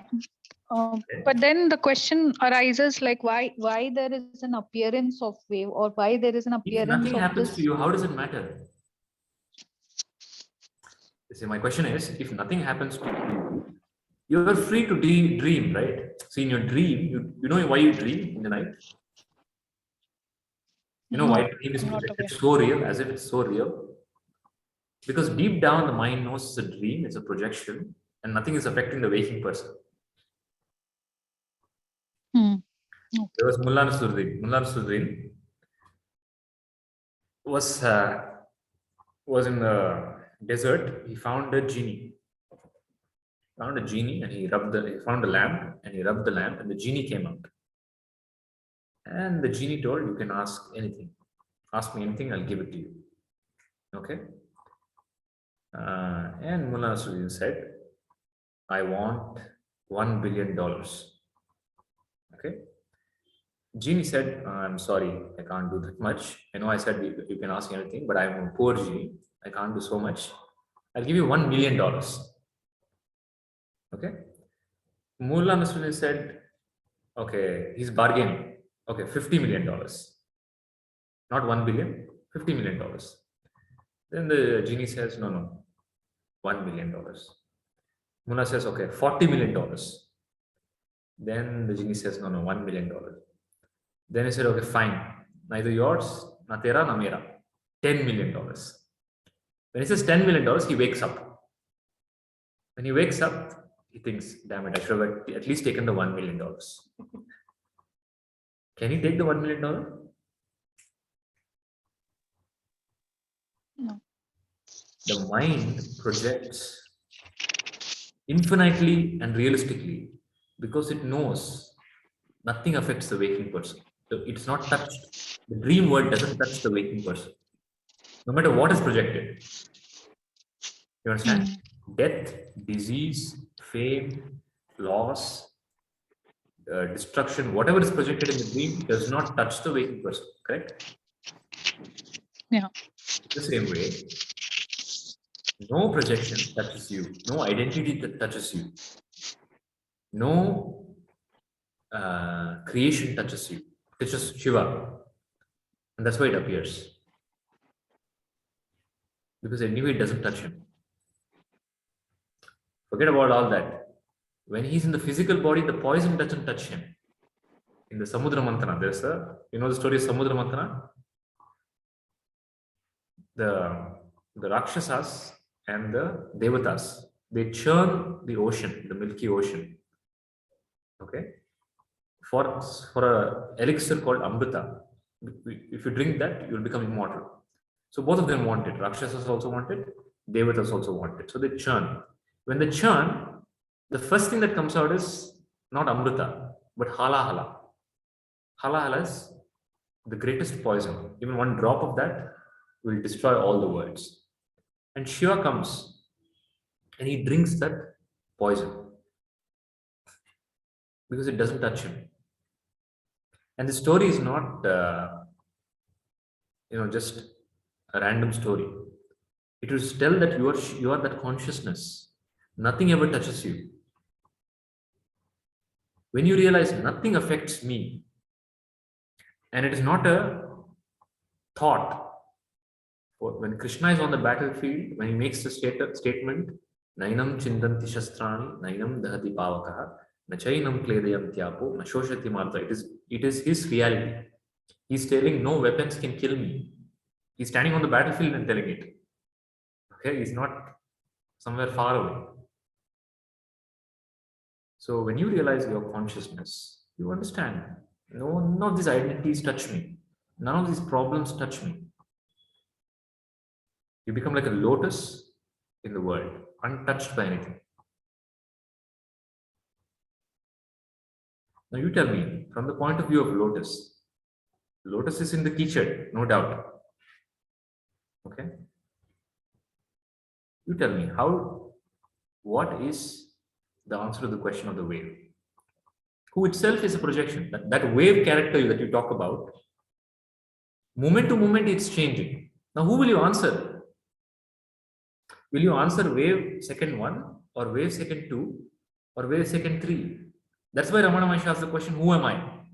When he asks the question, "Who am I?" he's trying to point out to you that the moment you ask the question, the I who asks the question and the I who's listening to the answer is different. So first you tell who you are, then I'll answer the question. You understand, Dina? The I who asked the question about the way and the I who's listening to the answer now, is it the same? You think I am Bina. I am only answering the question. I am only asking the question. I am only listening to the answer. No, it's not. That Bina who was asking the question died. Now this is a new Bina. But all these Binas are supported by Tat, Shiva, who doesn't have any question. So the teaching of spirituality is not to give answers to the questions of the way. The teaching of Shaivism, Kashmiri Shaivism, or Vedanta is to annihilate this false character.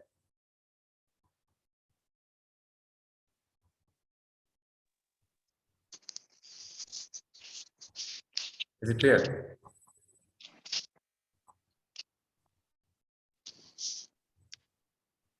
Yeah. What is clear?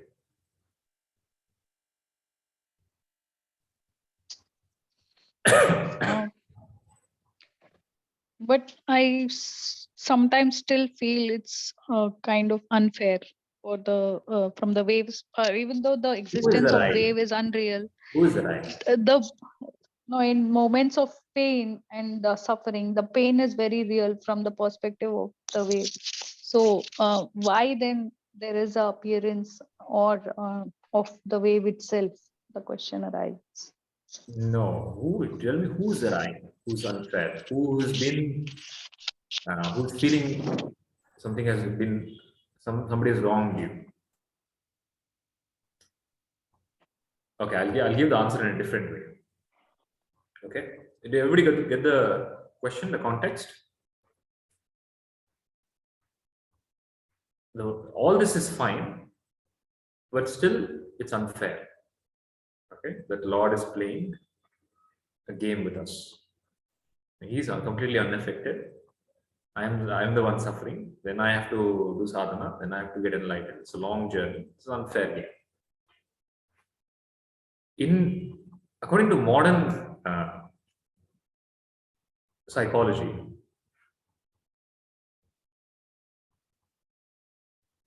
there are only a few buckets that mankind falls into. Okay, few buckets. Primarily, these are the buckets that you will fall into. Type A. You have seen this, no? There are only 2 kinds of people in the world. There are only 3 kinds of people in the world. There are only 4 kinds of people in the world. So like that. So this modern psychologists have bucketed people. There are only these kind of people in the world. Okay. And you tell me which category you belong to. One category of people, one bucket is their primary identity is narcissism. Okay. I am one-man army. Okay. One-man show. Self-made man. Self-made woman. Have you seen such people? I know a few such people.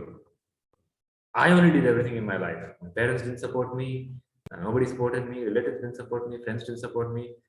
I only built everything. This whole empire I built by my own blood, sweat, and tears. You know such people? I am the greatest. The whole world runs around me. Okay, I am the most beautiful. I am the most successful. Have you seen such people? This is one category of people.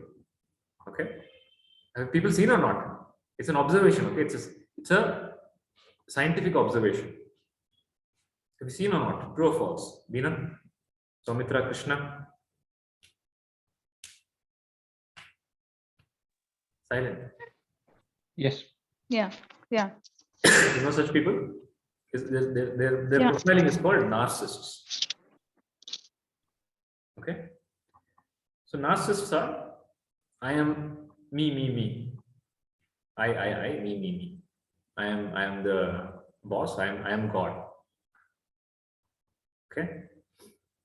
Then there is other category of people who are victims. They identify as victims. Oh, this happened to me, that's why I'm like this. Somebody did something to me, that's why I'm like this.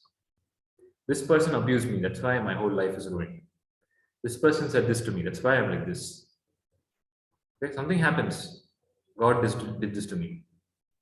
Okay, the victim is basically, they never take on the responsibility. They always find a cause for their situation in somebody else.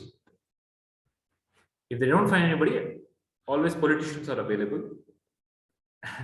If politicians are not there, God is definitely available 24/7. He's available.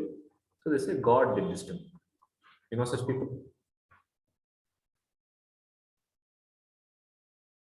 Victims.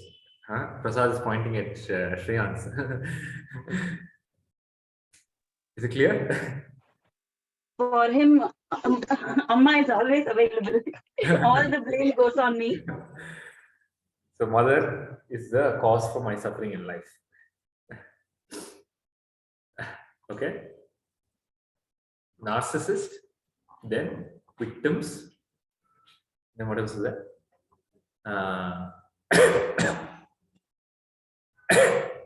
Then there's another bucket who kind of people who say they're completely unclear. Okay, moment to moment they change. They are on the side of whoever is winning. If they're in a group, the majority, they'll take the majority side. If the majority of them are pro-vegetarian, they become the best vegetarian in the world. They'll be like, non-veg, should not eat, animal cruelty and all that. If the majority of the group is non-vegetarian, they'll be, what, you're eating away all the animals' food. You have to eat, we are human beings, we can eat animals. So there's a third category of people. So like this psychologist profile various identities. Now, in all of these cases, all of this profiling, it is that the person has convinced themselves of a story. Okay, they've for whatever reason, they've heard some story, they've had some experiences, and they have built narratives and reinforced that narratives. Why that happened, how that happened, we don't know. Okay, it's very individual. And the psychologists have also found that two people going through the same experiences will come out of different narratives. Okay, two children have same parents, same love, care, house, everything, but one person will be a narcissist, one person will be a victim. Okay, now you tell me, Beena, what is your narrative? In which bucket do you fall in? What I said? Second one. I'm a victim. A few years back, I used to always feel that. Yeah. Now I am a victim. Is it a reality, or is it a belief, or is it programming? What is it?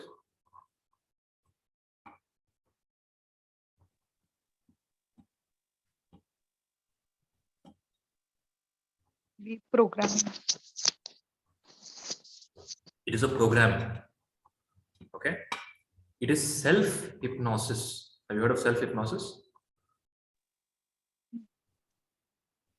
Yeah. You have not only hypnotized yourself, you have hypnotized yourself to continuously hypnotize the same story. When you have the freedom to hypnotize yourself as whatever you want, you can might as well hypnotize yourself. I am the best in the world. Right? At some point of time, you hypnotize yourself that you don't have the choice to hypnotize yourself. You understand what I mean? Okay. Now you tell me, is that life? Is hypnosis life? You know what is hypnosis? In simple words, hypnosis means mind game. It's a trick. Okay, the person will come and tell you, you're sleeping now. That's what you're doing to yourself. And you don't want to look, you don't want to look stupid, so you pretend to fall asleep. So whatever your mind is telling, you have no other knowledge, so you just pretend, you go along with whatever it says. Is that life? No. And you're so convinced with the stories. I'm a victim, and you've labeled yourself. I am that. And that identity that you chose creates. So how our life works is, it all depends on what identities that you choose. Your identity determines your thought patterns and actions. For example, there's a boy and a girl. They're a boy and a girl. The moment they get married, and what is marriage? It's just some event. In that event, what happens? They change their identity. I'm a husband and a wife. Okay. Then they have a child. Now they become mother and father. The moment they become mother and father, the identity of being a mother and father now starts affecting their thought and actions. What identity you take is what will determine your thoughts, actions, experiences, perception. True or false? True. That is why in school, they always used to make the most notorious kid the class leader. Okay? Because the moment you change that child's identity, you put him in a position of power, then that identity changes his thought pattern. Now he becomes a disciplinarian. That person who was breaking down the class is now controlling the class. You understand? The shift in identity brings a shift in thought pattern. Now, Shiva Sutras or Vedanta, Kashmiri Shaivism, or teachings of spirituality is giving you your true identity. Okay, it's not giving you any false identity. It is revealing to you your true identity, that Shiva is Shiva. Now, if you are Shiva, what will be your thoughts? What will be your actions? What will be your perception?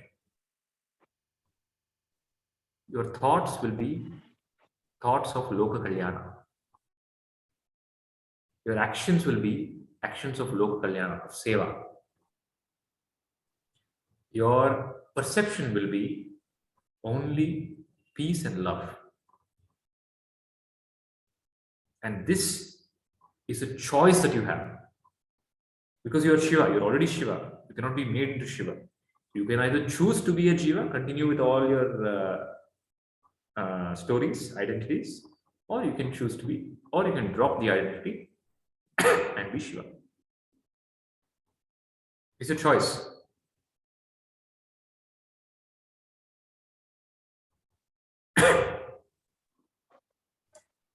And there is no fair unfair in this. You can choose whatever you want. The only one who's stopping you is you. This moment you can drop victim identity and tell I'm Shiva. Nobody's stopping you. That's what this person did. This is a person called Ratnakar. He was a dacoit. He met a rishi called Narada and he came to steal from him. And Narada asked him, you're doing all these things and they have repercussions, they have consequences. Why are you doing it? He told, I'm doing it for my family, to feed my family, to take care of my children and wife. I'm doing it for them. Then Narada asks him, you're doing it for them. Please go and ask them, will they take share in the bad karma? Will they take share in the consequence? He goes and asks. They say no. Then he chooses to drop that identity. Overnight, he chooses, and no other pramana is required. It is Atma Pramana. Okay. He doesn't require the society to tell, I am no longer a thief. He has awakened and he tells, I am no longer. I am a devotee of Rama. And you know who he becomes?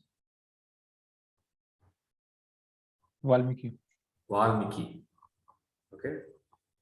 Valmiki is given the higher stature than, he's not even a Brahmana, he's a dacoit, lower caste. And the world worships him because he wrote the Ramayana.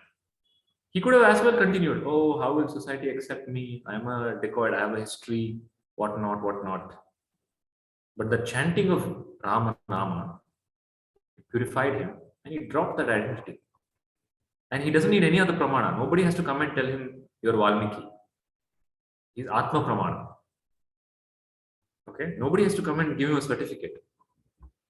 And the funny thing about certificate is, Bhagavan Osho tells, you are asking a certificate for somebody who's asking certificate from you.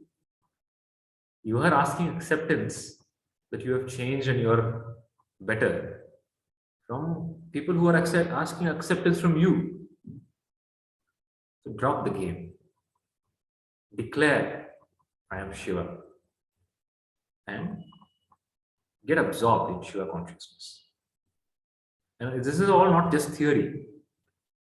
It is about looking at your identity that you have. Because the identity is what is creating your experience and suffering. Dropping that identity, throwing it out, discarding it with the Atma-Gnana. Drop the seeker identity. You're not a seeker. It's funny to say that Shiva is a seeker. Can Shiva be a seeker? Drop the Shiva identity, drop Guru identity, drop Shishya identity. All identities bind you. Please understand. There is no identity that doesn't bind you. All identities are false, including Guru identity. Drop all identities and be free. Be identity-less. When you're identity-less, you become thoughtless, formless, useless, hopeless, peaceful.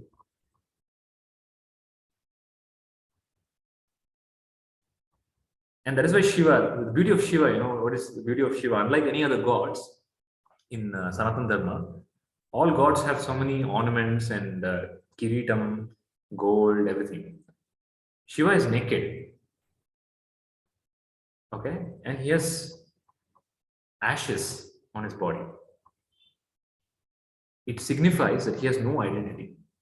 Absolute identitylessness. No identity whatsoever.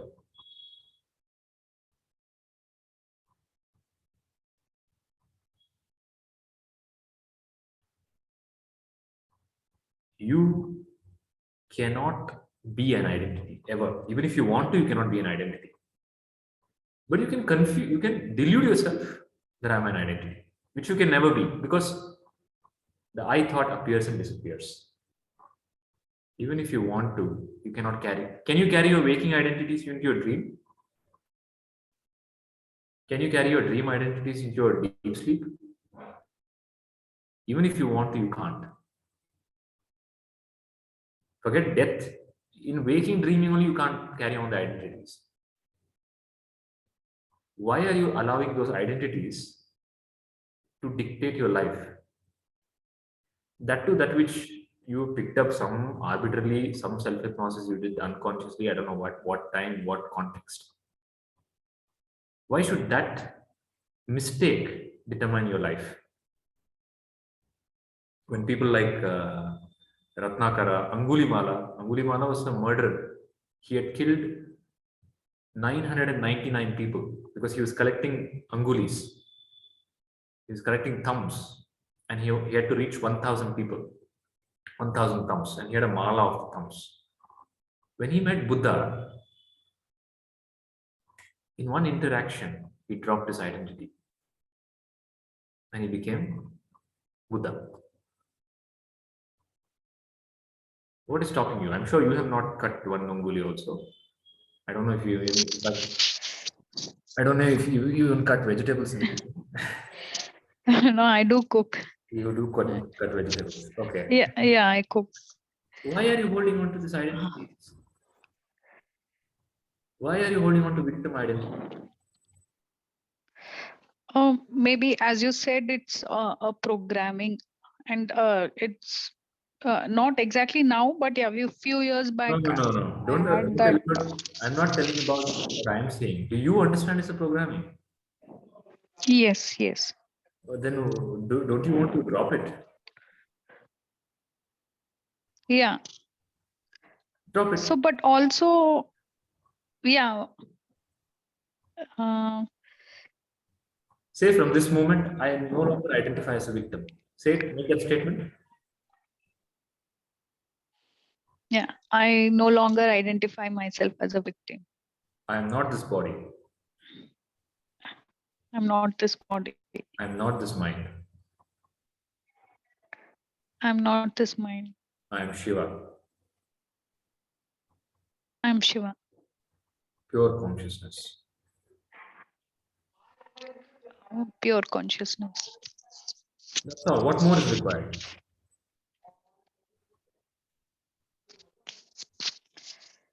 What I said is not logical. What is illogical in this? Tell me. No, everything that you said was logical and yeah, but it's because of years and years of many years of programming. So it's a little hard to let go of certain things that you hold on to. The darkness And I can would be 1,000 years old, but one lamp will destroy it. The darkness is always old. That's the story of darkness. The darkness always tells, I am the greatest, I am expanded, I am the oldest.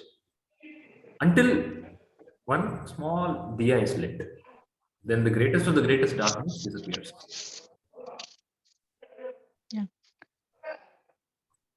No, the other question that I had was, even though I may have dropped that identity of a victim, which I had like few years back, but then in your day-to-day life, you come across certain things, and because of your past conditioning or programming, even like, when I see an animal, somebody hit, an animal suffering, like just yesterday, I saw somebody throwing stones at a dog.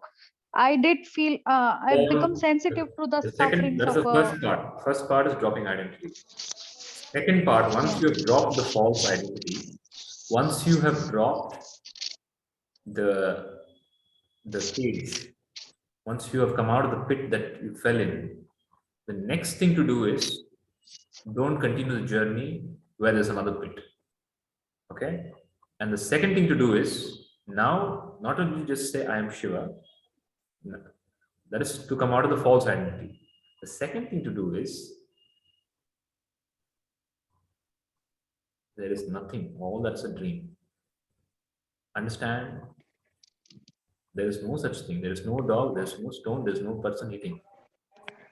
You will stop perceiving all of that. Don't worry about the world.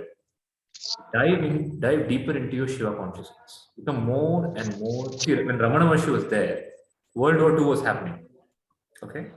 Somebody came from a different part of the world and asked, there's World War II happening. Why don't you go and do something about it? You're Shiva. What do you think Ramana Maharshi told him? Once you come out of the false identity, the next step is completely come out of all these identities. Sit silently. Withdraw. Then what happens is all those impressions start burning out. Okay? You get established in Shiva consciousness.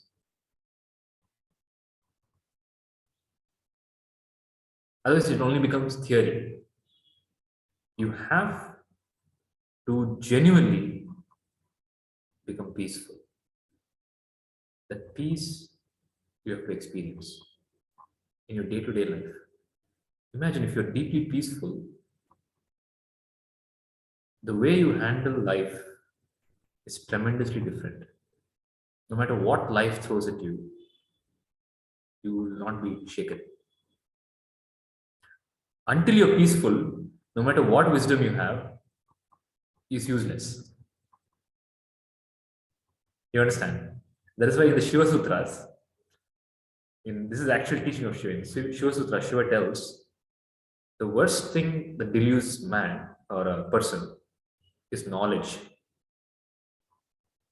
You have to move out of knowledge into Pratyabhignana, which is establishing consciousness. Knowledge is still part of the mind, games of the mind. You use it, of course, it has some utility value. Then you have to drop that altogether and become thoughtless. More and more stay in Nirvikalpa, in deep silence, as Shiva. Okay? Then Shiva takes over completely. And there's a deep silence that prevails. The deep silence is Jivan Mukti. It is called Jivan Mukti because you are free now. No matter what happens externally, you are unaffected. If you are peaceful, you tell me whatever question you're asking, does it make sense if you're peaceful? Tomorrow war happens, but you're peaceful. Does it matter to you? Will you ask the question, why God did you create war? You're peaceful. You will do what is required. If you can help somebody, you will help. If you can't, you will not. But you'll be peaceful. As far as you're concerned, which should be the only concern for you, is you are done. You're merged.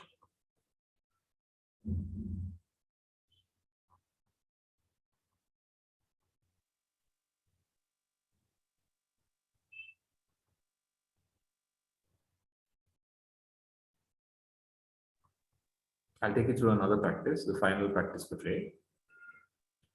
It is a practice of Shivoham.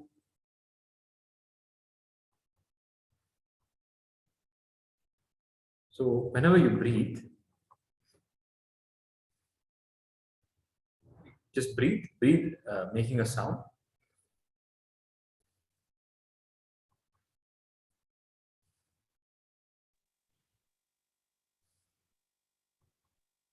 When you breathe, there's a sound, right? Breathe in and breathe out. Okay.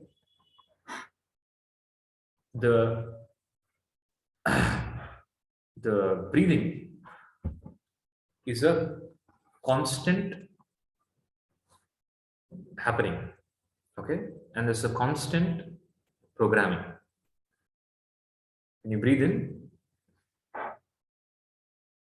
in the Shaivic tradition, they say when you breathe in, typically the jiva has a notion of breathe. When you breathe in, it's aham. When you breathe out, it's saha. Aham, saha. I am. The identity is reinforced. So that identity change has to happen, has to be dropped. Identity has to be dropped, and it should become so hum. So hum. From aham, saha, it should become ulta. So hum. Meaning I am that. I Shivoham. Shivoham. Shivoham. Okay. So now we will sit for some time and just observe the breath. And whenever you breathe in, mentally say so. When you breathe out, say hum. So hum. So hum. And don't focus on the breathing in the nostril. The breathing is happening here, but your mental breathing movement should happen in the spine. So imagine this is your spine. When you breathe in, imagine the breath is going up in the spine to the top of your head. Create the mental sound so. And when you breathe out, create the mental sound hum. So hum. So in the spine. Okay. The breathing is happening here, but the prana moves in the spine. Okay, the breath moves in the nostril, but the prana moves in the spine. Okay, when the prana goes up, you can visualize it as breath, or you can visualize it as light, or you can visualize it as liquid. Either one, whatever you're comfortable with. When you breathe in and breathe naturally, slowly, however it happens naturally, you breathe naturally. No force, no strain. And keep your attention only on the spine, as if you are the spine. The body doesn't exist. There is only the spine. Breathe in so, breathe out hum. So, hum. Any doubts? Shall we start? Any doubt? Everybody clear? Rashmi, Saumitra? Guruji, Yeah. Yes, Guruji. when the breathing starts, we say so. I mean, like so, so. Mentally, don't say it loudly. Mentally, when you breathe in, so hum.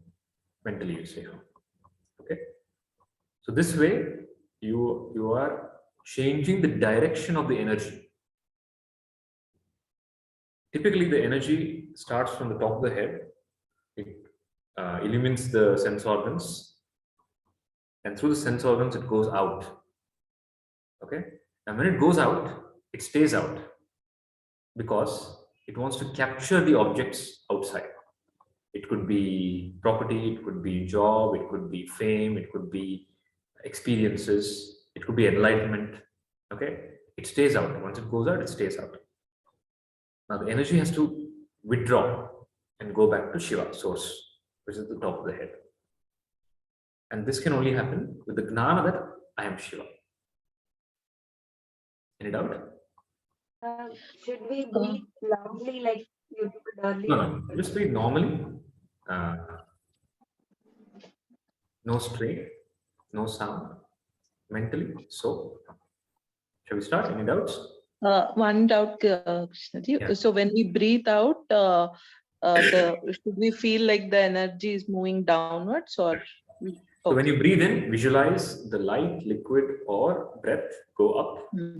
So, Okay. and when you breathe out, it goes down at the bottom of the spine. So it Okay. only circulates between the bottom of the spine to the top of the head. Okay. Thank you. So, any other doubt? Shall we start?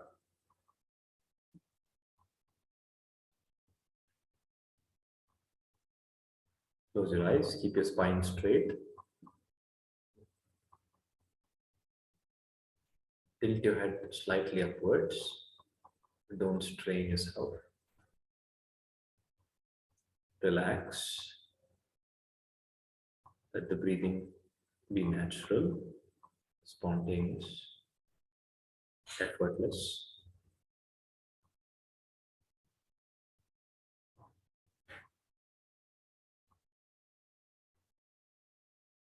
So,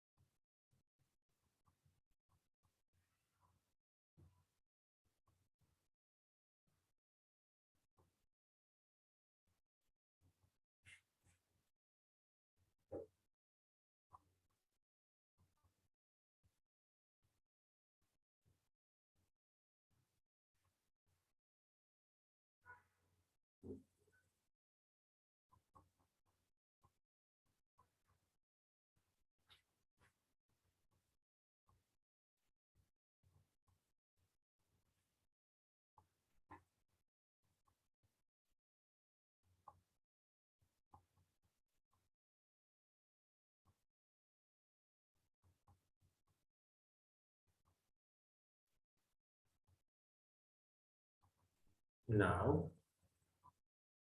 stop the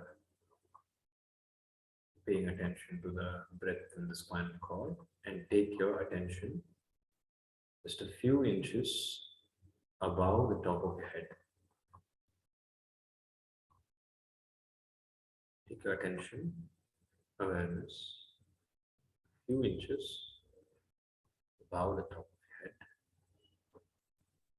Just stay there. Don't do anything. Don't seek. Don't be. Just stay there.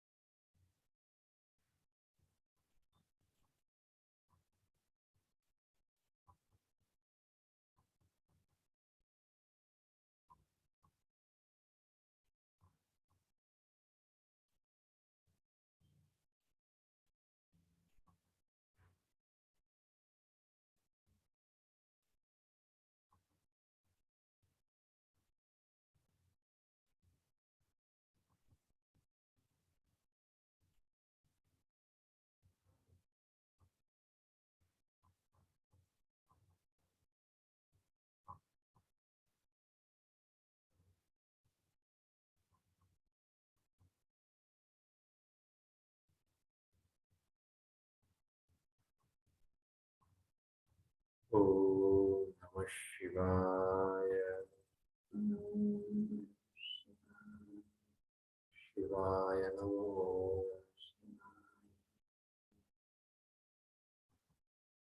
Slowly open your eyes.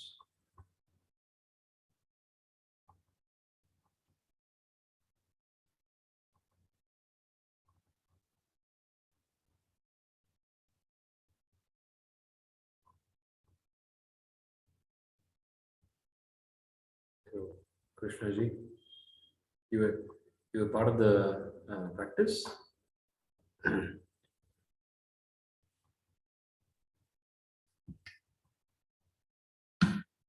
Krishna, can you hear me?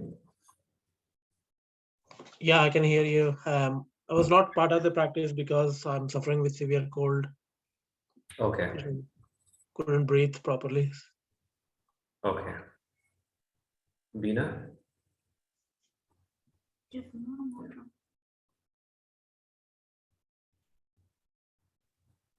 Yeah, Krishna ji. What happens? It was very peaceful, and I did feel some kind of vibration on top of my head. And there was like a pull. When you asked Yeah. us, So that vibration is called Kundalini. In the Kashmiri Shaivism, they talk about Shakti, which is operating your body. That Shakti is because of your mental conceptualization and thinking, is moving outwards. It's focusing on outward endeavors. And that same energy moves back to Shiva. It's called Kundalini. Okay? And what you experience, the sensation, the tingling, or the vibration, that is the Shaktipat. There is experience of, that's the beginning, the seed. Slowly it grows, and you have a role to play in it. The more you sit in Shiva consciousness, you get absorbed. So the teaching of Shiva is enough. It's a comeback message. Enough. Both they clear outward. Sit, absorb, dissolve in Shiva consciousness. Nothing is real. There is nobody. There is no thing. There is no word. Shiva alone exists.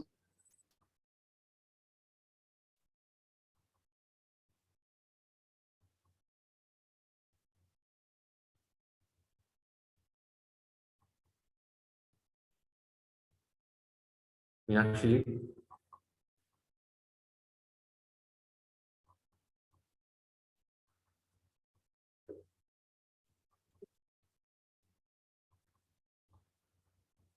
No, your audio is not working.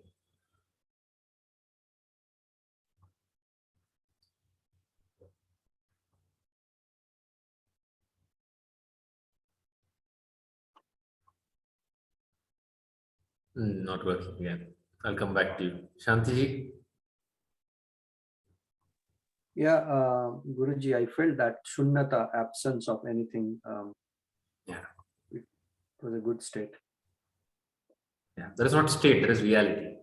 Yeah, of course, yeah. State is for the mind. Yeah. When all mental states stop, what remains is that.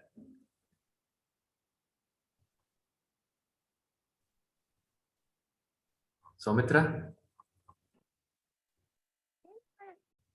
Yes, Krishnaji. What was your insight from the practice? Honestly speaking, I am on total fast today, so I was feeling hungry. Yeah.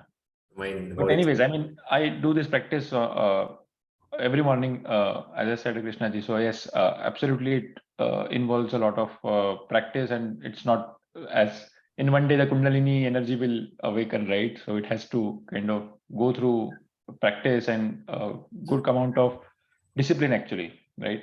So I think so. Yeah, that was a good start, but I think yeah. Yeah. So that one day Kundalini awakening is called Krama Mukti. There are two types. Mukti can happen in two ways. Okay. So in Shiva talks about two pathways or multiple pathways. In the Shakti Path pathway, what happens is there is the body mind has to be refined for the energy to pass through the channels. So when it passes through the chakras, it awakens the chakras, it purifies the chakras, and all that pathway is there. Okay, that is Shaktopaya. In Shambhopaya and Anopaya, it's a jump. There's no dependency on Shakti because Shakti is also projection. Kundalini is also part of Maya. Yes. Chakra is also part of Maya. You understand? Evolution is also part of Maya. When the reality is Shiva cannot evolve. Shiva cannot become better Shiva. You are Shiva. So in Shambhopaya and Anopaya, there is almost zero role of the disciple. The Shiva as a guru does all the work. No sadhana required, nothing. That's what happened to Angulimala, right? Angulimala didn't do any sadhana. But in one moment, he attained what disciples of Buddha could not get. It's gnana. It's piercing. Directly go into, it's called, that is called Kramo, Shakti Path is Kramo Mukti. This is called Gnana Path. Ichopaya. Just by the Icha of the Guru, it awakens. So there's no time, there's no space, there's no cause, there's no effect. Yeah, I mean, there have been stories, right, where Guru just touched the forehead and all the Kundalini energy surged from Muladhara to, let's say, Agneya Chakra. So, yeah, I think so. Yeah, so in the Spandakarika, it's the Spandana happens in multiple ways. Either it can happen by touch, or it can happen by sight, or it can happen by the thought, the sankalpa of the teacher. Okay, so the touch is one way. Touch is the physical touch, or Shiva can operate through thought. Because see these distinctions, right? This boundary of me and the other is for the disciple. For the master, there is no boundary. Yeah. For the master, there's no this is where I end, this is where he begins. There's no I and he for the master. For Shiva, there's no this and that. Right. Yeah. So all these concepts of journey is false. It's a concept. It's again a program that is picked up.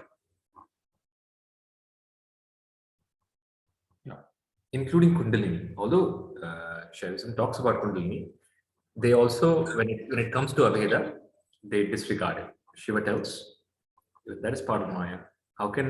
What is the whole logic of awakening of Kundalini for Shiva?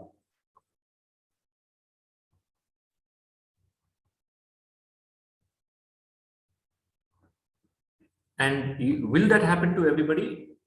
So what Kundalini awakening does is, Kundalini awakening gives God realization, meaning it opens up various centers in the nervous system. The energy, which was only used for fight and flight,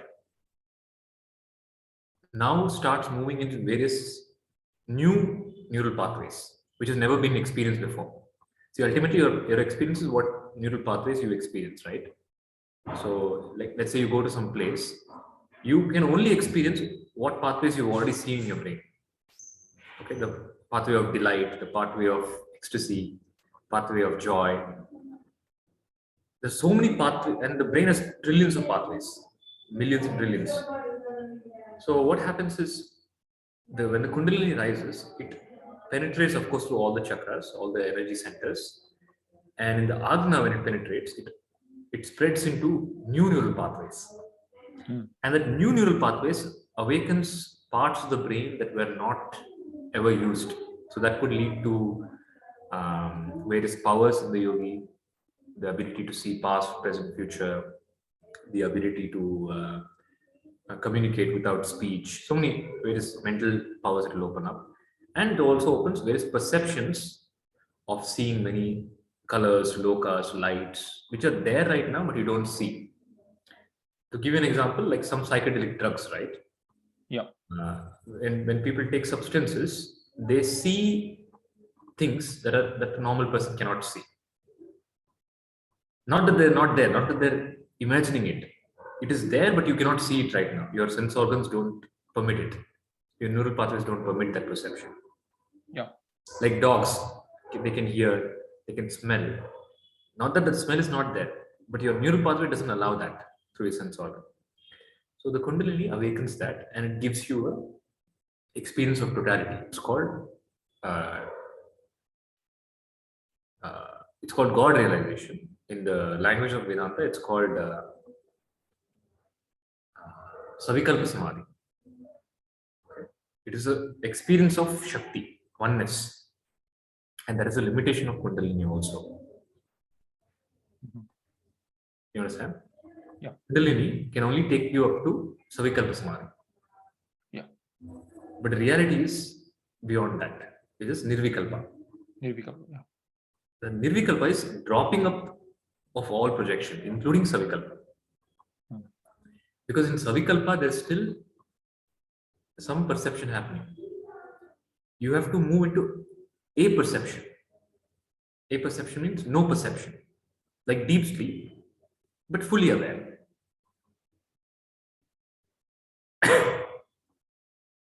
Because all perception is game of mind. That's the story of, I told you the story of Totapuri and Ramakrishna, no? You were there last time? Yes. So Totapuri tells even the perception of Kali is, although it's beautiful, powerful, real, all that, it's still perception. Even that has to be dropped. Krishna, you're raising your hand? Yeah, Krishna ji, I have got a small, clarification required here. See, earlier, you have made a small little practice of going into a small meditation exercise, Yeah. like breathing, like doing a shivoham kind of thing. Yeah. Is that same kind of going into samadhi? Okay, so the practice is a question. The practice will lead to samadhi. Yes. Anything can lead to samadhi depending on gnana. Just walking also can lead to samadhi if you make it into a kriya. Samadhi means, when you say samadhi, when in the language of Kashmiri Shaivism, Samadhi means the mind becomes thoughtless. Okay, but it's not unconscious. Okay, it's not unconscious thoughtlessness. It is light, pure awareness. You're fully aware, mind is fully active, fully functional. Okay, but thoughtless. So you're not in the state of Shiva then. You are in the state of Shiva. You're fully aware, right? Shiva is pure awareness. Okay. Samadhi has various, there are many types of samadhis. There is Sahaja Samadhi, there is Nirvikalpa Samadhi, there is Savikalpa Samadhi, and there is Yogic Samadhi. There is Jada Samadhi. Okay, have I told you the difference between that? I didn't. I know. No. Okay, so Samadhi simply means absorption of the mind. Mind gets absorbed, withdrawn, like the tortoise withdraws its parts, right? So mind gets absorbed. Now the mind gets absorbed, it can happen unconsciously. So the typical example given in Vedanta is there's a yogi, he has mastered his breath and he's able to absorb, go into absorption. So he's sitting for Samadhi and before he goes into Samadhi, he asks his disciple, give me a glass of water. Then there is a disciple goes to get a glass of water. There is some natural disaster and this yogi is buried. Okay. After many weeks, they dig him out and he's intact because he's able to, his energy is awakened. He's able to, he's breathing, he's all intact. But the moment he opens his eyes, he tells, he's in anger, where's my glass of water? Okay. He has gone into Samadhi. He is in thoughtlessness, but it's useless. There is no wisdom that is below. Okay, this is called Jada Samadhi. You understand? So people are able to go into Jada Samadhi. It's a feat of the mind. It's a achievement. It's a milestone that you can achieve. The ability to shut down various body functions. All this through various practices prescribed in the Anuopaya. The individual gets mastery over the body mind. So you can people can shut down their heartbeat, they can shut down their functions, the various, the digestion, excretion, all that they can shut down, and they can shut down their mind. But that shutting down is absolutely useless. It's like the moment the mind comes back again, it springs back with its own impressions and programs. The mind is not getting deprogrammed. The mind is just shutting down, coming back again. You understand? Yeah. That is Jada Samadhi. Then there is Chetana Samadhi. There is Jada Samadhi and Chetana Samadhi. Chetana Samadhi has 3 types. Savikalpa, Nirvikalpa, Sahaja. Savikalpa is, I told you, Savikalpa is God realization. It is when the individual experiences totality as me. I am totality. Okay, in that Savikalpa Samadhi, with eyes open, you don't experience duality. You feel I am everything. In that Savikalpa Samadhi, typically Ramakrishna Paramahamsa went through it. There was an astronaut from the Apollo 13 mission who went through it. When he went into space, he was orbiting around the moon and he experienced Savikalpa Samadhi. And later he came back to Earth and he started digging, what is this that I experienced? And he found that he went to Savikalpa Samadhi in the Indian scriptures. His name is Edgar Mitchell. Edgar Mitchell from, I think, Apollo 13. So Savikalpa Samadhi, again, it's not permanent. You cannot permanently have Savikalpa Samadhi.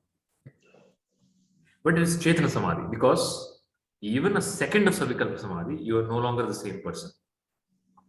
Your vasanas get flushed out. Fear disappears from your consciousness. You become divine. Okay? Your understanding of reality changes. It changes life. Savikalpa Samadhi changes. That's you're over. That's your old life is over. You can no longer fall back into delusion because you've experienced. You experience right now the reality. You experience God. That is Savikalpa Samadhi. Then Nirvikalpa Samadhi, where there is no more perception. There's a deep silence, peace, and awareness and light that this is reality, Shiva. But Nirvikalpa Samadhi is also temporary. More and more of Nirvikalpa Samadhi leads to Sahaja Samadhi. Sahaja Samadhi is absolute nirvana, which is you don't need any more practice. You can no more fall back. You have reached the final. There's no coming back from Sahaja Samadhi. It's not temporary. It doesn't come and go. It's Sahaja. It becomes Sahaja. Your Sahaja Sthiti. Like your Sahaja Sthiti right now is I am Krishna. Your Sahaja Sthiti will become I am Shiva. And no changes that the body mind goes through affects that. Like Ramana Maharshi went through cancer, Ramakrishna went through cancer. It doesn't affect their Sahaja Sthiti. Nothing affects Sahaja Sthiti. Sahaja Sthiti is nirvana. It's over. No more rebirth after that. So these are the different types of samadhi. Now, what is the question in the light of this? And the practice that we went through, the Soham Prakriya leads to Savikalpa and Nirvikalpa and Sahaja. So all the practices prescribed by Shiva lead to all of them, depending on what is required for that body mind. So some people can directly go into Sahaja without going into Savikalpa or Nirvikalpa. That's what happened to Angulimala. Direct jump. Whereas Ramakrishna Paramahamsa went through everything. He went through Sahaja Samadhi, he went through Nirvikalpa Samadhi, he went through Savikalpa, Nirvikalpa, Sahaja. But there's no rule that an individual has to go through all of them. How long should the practice be done? The pointer is the inner compass. When the mind is silent, as long as the mind doesn't want to come out of it,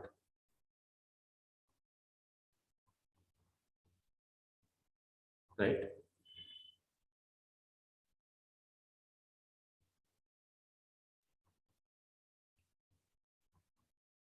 But it should be effortless. Don't strain the mind that I'm going to do this practice. Then again, identity is reinforced. Sahaja. आज हुआ, आज शांत मन शांत हुआ, कल नहीं हुआ, वो भी स्वीकार. Accept everything. The moment you define that today I have to be silent, yesterday I did 10 minutes, today I'll do 15 minutes, gone. And all of this is not practice. This is gnana. And what I taught you, soham, it's already, I have already programmed it. Whether you want it or not, you will do soham. It will be happening.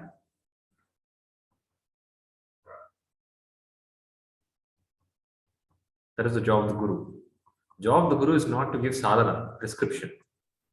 It's to automate. Guru is like an engineer. Fortunately, my master is an engineer. He taught all engineering techniques. Chat GPT. No effort should be put. Everything the artificial intelligence should do. Okay, once you put the program, soham should keep happening, whether you want it or not.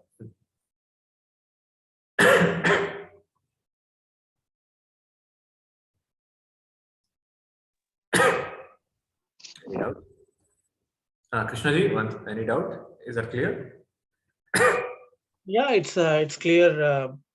Sometimes then in this case, like sometimes many people will be going into Nirvikalpa Samadhi. Yeah, going to the conscious state and coming back. especially when you are doing the prayer and The meditating. more you touch Shiva and come back, the less you'll come back. Okay? Right. The idea is not to come back.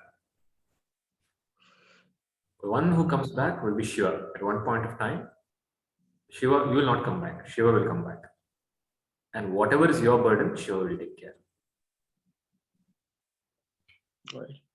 The idea is that I personally would say enough with too much interaction with the world. Withdraw. When I say withdraw, I don't mean isolate yourself. It's an internal activity. Whenever you get the chance, sit into meditation. Okay. Sit in. I would. The word meditation is also a wrong thing to say. It is anupaya. Just be. Just be the self. Do nothing. Seek nothing. Be nothing. Just be. Then silence and intelligence will bloom. And that will handle your waking world, dream world, deep sleep world. The Lord that handles this multiverse can definitely handle your life. You should just give him some space. That is the story of Vamana. There's an avatar called Vamana.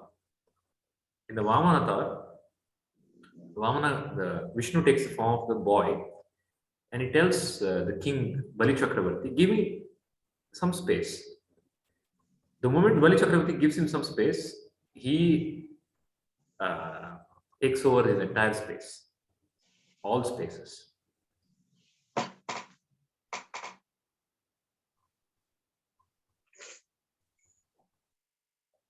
So eventually, your life should be driven by God. It's like Elon Musk is making self-drive cars.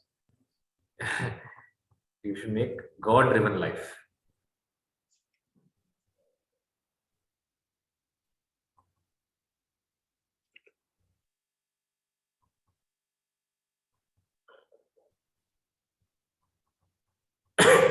Any other doubts? Is Shivaratri clear? What is Shivaratri? What is Shiva? Yes, good.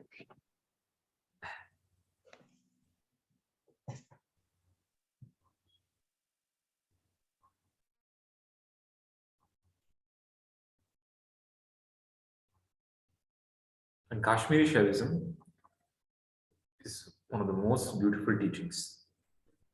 It's very so pure and beautiful. Okay, direct teachings of Lord Shiva and the tradition of Shiva brings immense clarity on various aspects of life and spirituality. So if you get the opportunity to read, understand, practice, it's not necessary, but if you have the inclination, you can explore that. I was lucky enough to get a Sadguru who had deep understanding of various spiritual traditions, Buddhism, Kashmiri Shaivism, Vedanta, Bhakti, you name it.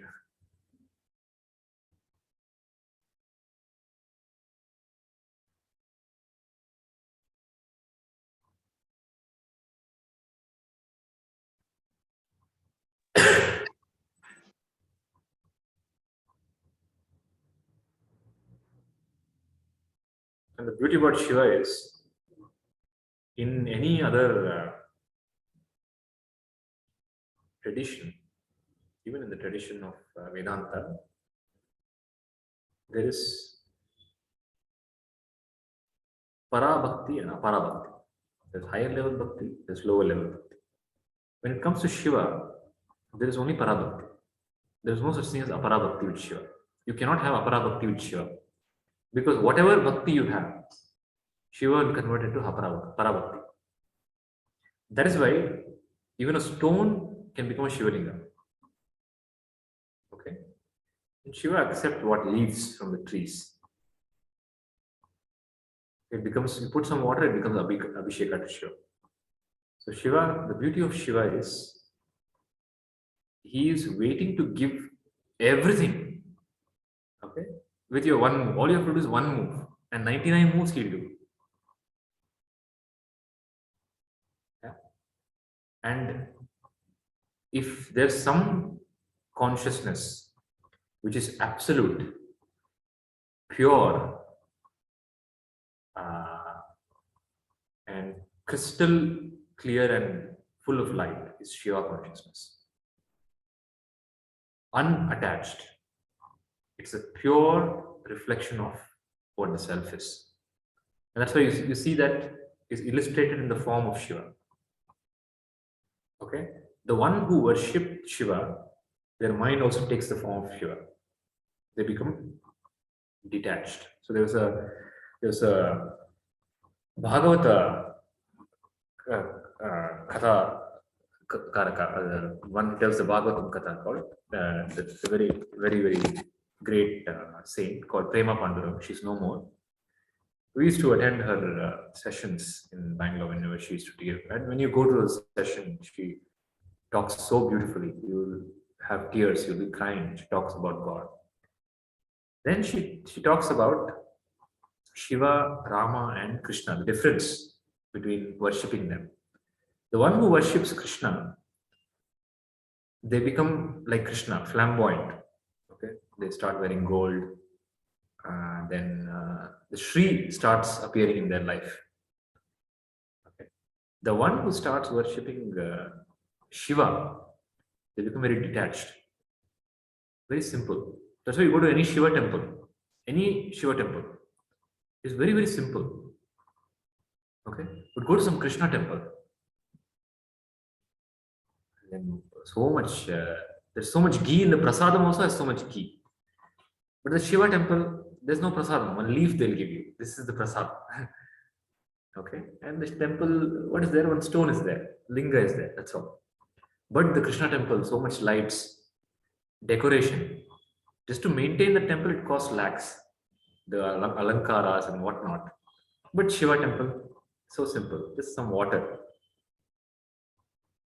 Shiva makes your life less complicated, makes the mind very simple, less complicated. That is why he's Adi Guru. Okay, because that consciousness which liberates you from all that, which liberates you from all burdens, even the burden of exhaustive worship.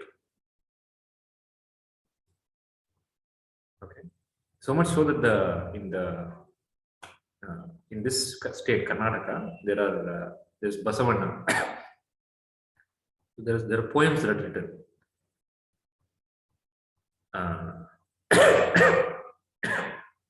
The poet says, I cannot build a temple because I don't have money. So my body is a temple and my heart is a shrine. And he knows that Shiva accepts that as if it's the royal temple built by some great devotee. Okay, but somebody who's in that game of extraordinary show is far from reality, because it's still less. Then what is reinforced? I have to do more for the God. Then it becomes a transaction. The more I give, the more God gives. But Shiva consciousness liberates you from all sorts of spiritual nonsense. God is, people have a lot of spiritual nonsense. God is this, God is that, this is how we deal with God. You have to give 10 coconuts, then God will give you one land. You have to give 100 coconuts, then God will take care of your disease. All nonsense. Okay, one time you chant Shiva and your life is taken care of. There's a story in Kabir Das's life. Kabir Das had a son. I forgot his name. There's a thief that comes into Kabir Das's house. Kabir Das is not there. And his son is also not there. The neighbors catch the thief and they start beating him. Then Kabir Das's son comes and he finds out what is happening. And he tells, okay, don't beat him. Okay, the thief, tell Rama, Rama, Rama 3 times. All your sins are purified, you'll go. And the thief chants Rama, Rama, Rama. Kabir's son tells him, okay, fine, you are purified, you go. Then he's very proud of what he did. Then he's waiting for Kabir Das. Kabir Das comes home and he tells the story. There was a thief, then I told him to tell Rama, Rama 3 times, then he got purified, then I let him go. Then Kabir Das takes a stick and starts beating his son. He tells him, to become purified, you have to tell Rama, Rama 3 times. 1 time is enough. And that is the simplicity. Otherwise, people have to have a notion that they have to chant Om Namah Shivaya 1,000 times, Hare Rama. You do Hare Rama mantra 1 billion times, Hare Rama, Hare Rama, Hare Rama, Hare Rama. So Shiva liberates you. Without even appearing as a Sadguru, he does a lot of work prior, just by his consciousness. That is the beauty of Shiva consciousness. That's why it's called Maha Shivarati. And it is the night of awakening. No other festival. So there is Shivaratri and Navaratri. Navaratri is 9 nights for Shakti, and Maha Shivaratri is 1 night. It comes every month, but once a year, Maha Shivaratri, a night where you have to stay awake and awaken from all these nonsense about what is God, what is enlightenment, what is Kundalini, what is spiritual journey, what is life, what is this identity. Awaken from all of this shit and wake up to your true nature as Shiva. And nothing extraordinary. It is simple, silent. It is silent personal endeavor. Just like Shiva. Silent on his own, quiet, sitting in meditation. Not seeking too much. Neither trying to prove. You have never seen Shiva trying to prove his worth. He is Shiva.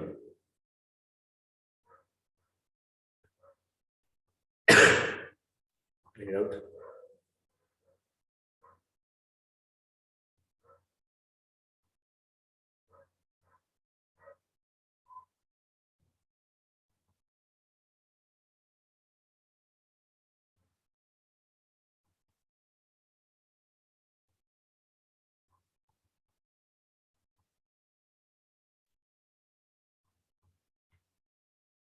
Okay, let's chant Nirvana Ashtakam and close for today.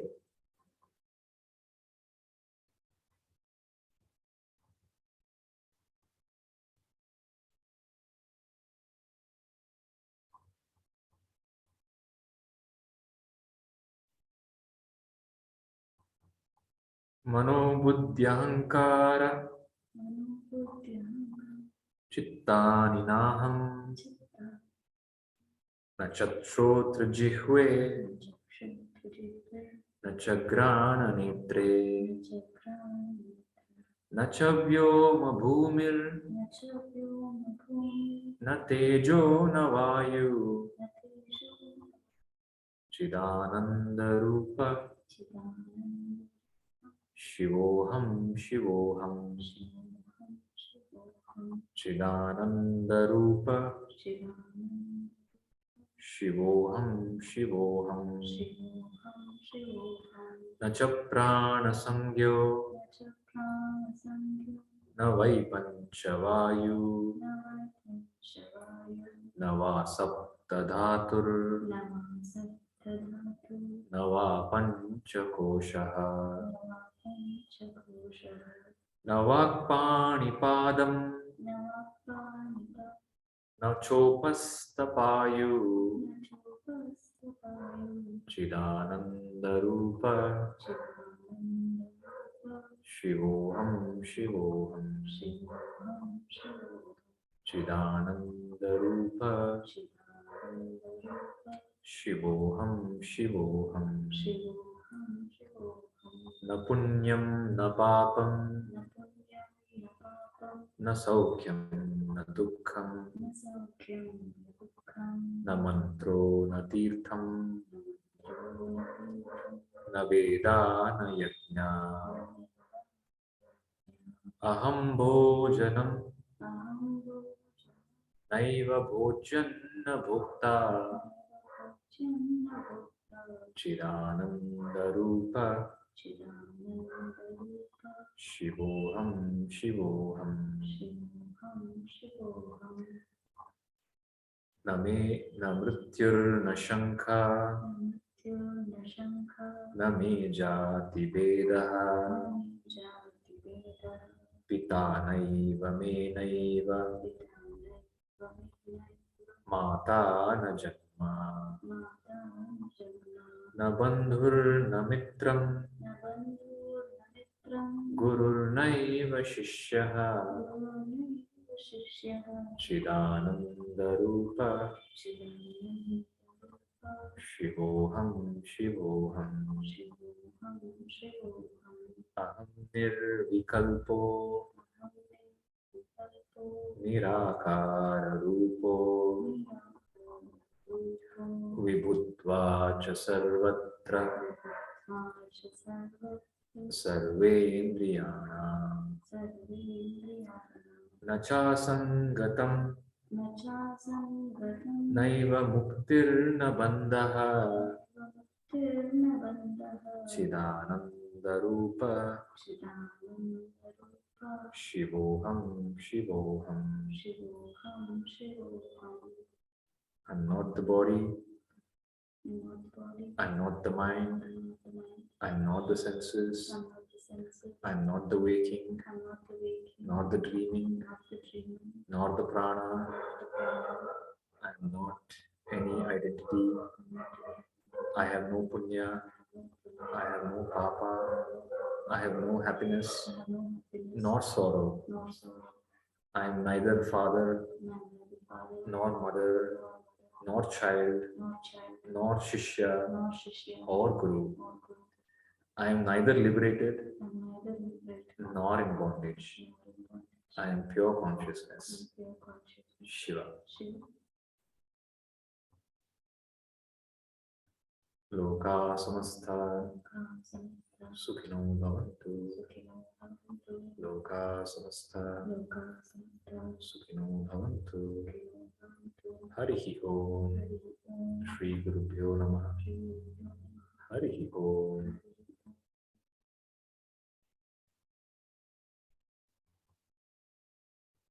My pranams to all. May Adi Guru, Sadguru, Jagadguru, Lord Shiva bless all with the highest absolute realization of Shiva consciousness. Hari Om.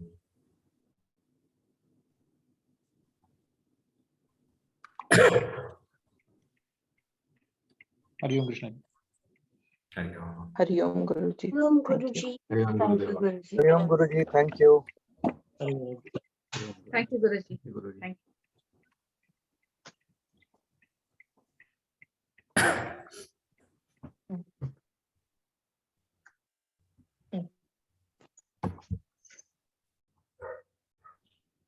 Bye, Kartika.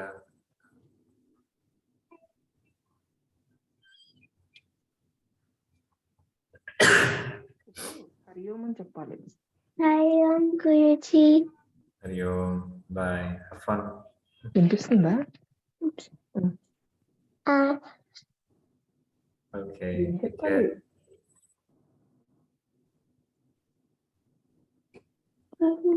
చెప్పు, మాట్లాడు, అది చూపేంటి?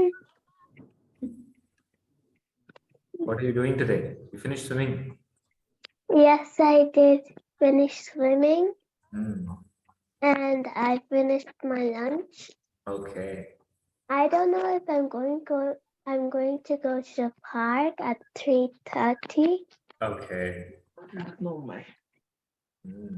ప్రణామ్స్ చెప్పాలి. Bye. Pranam. Bye. Bye. Hi, Om. Hari Om.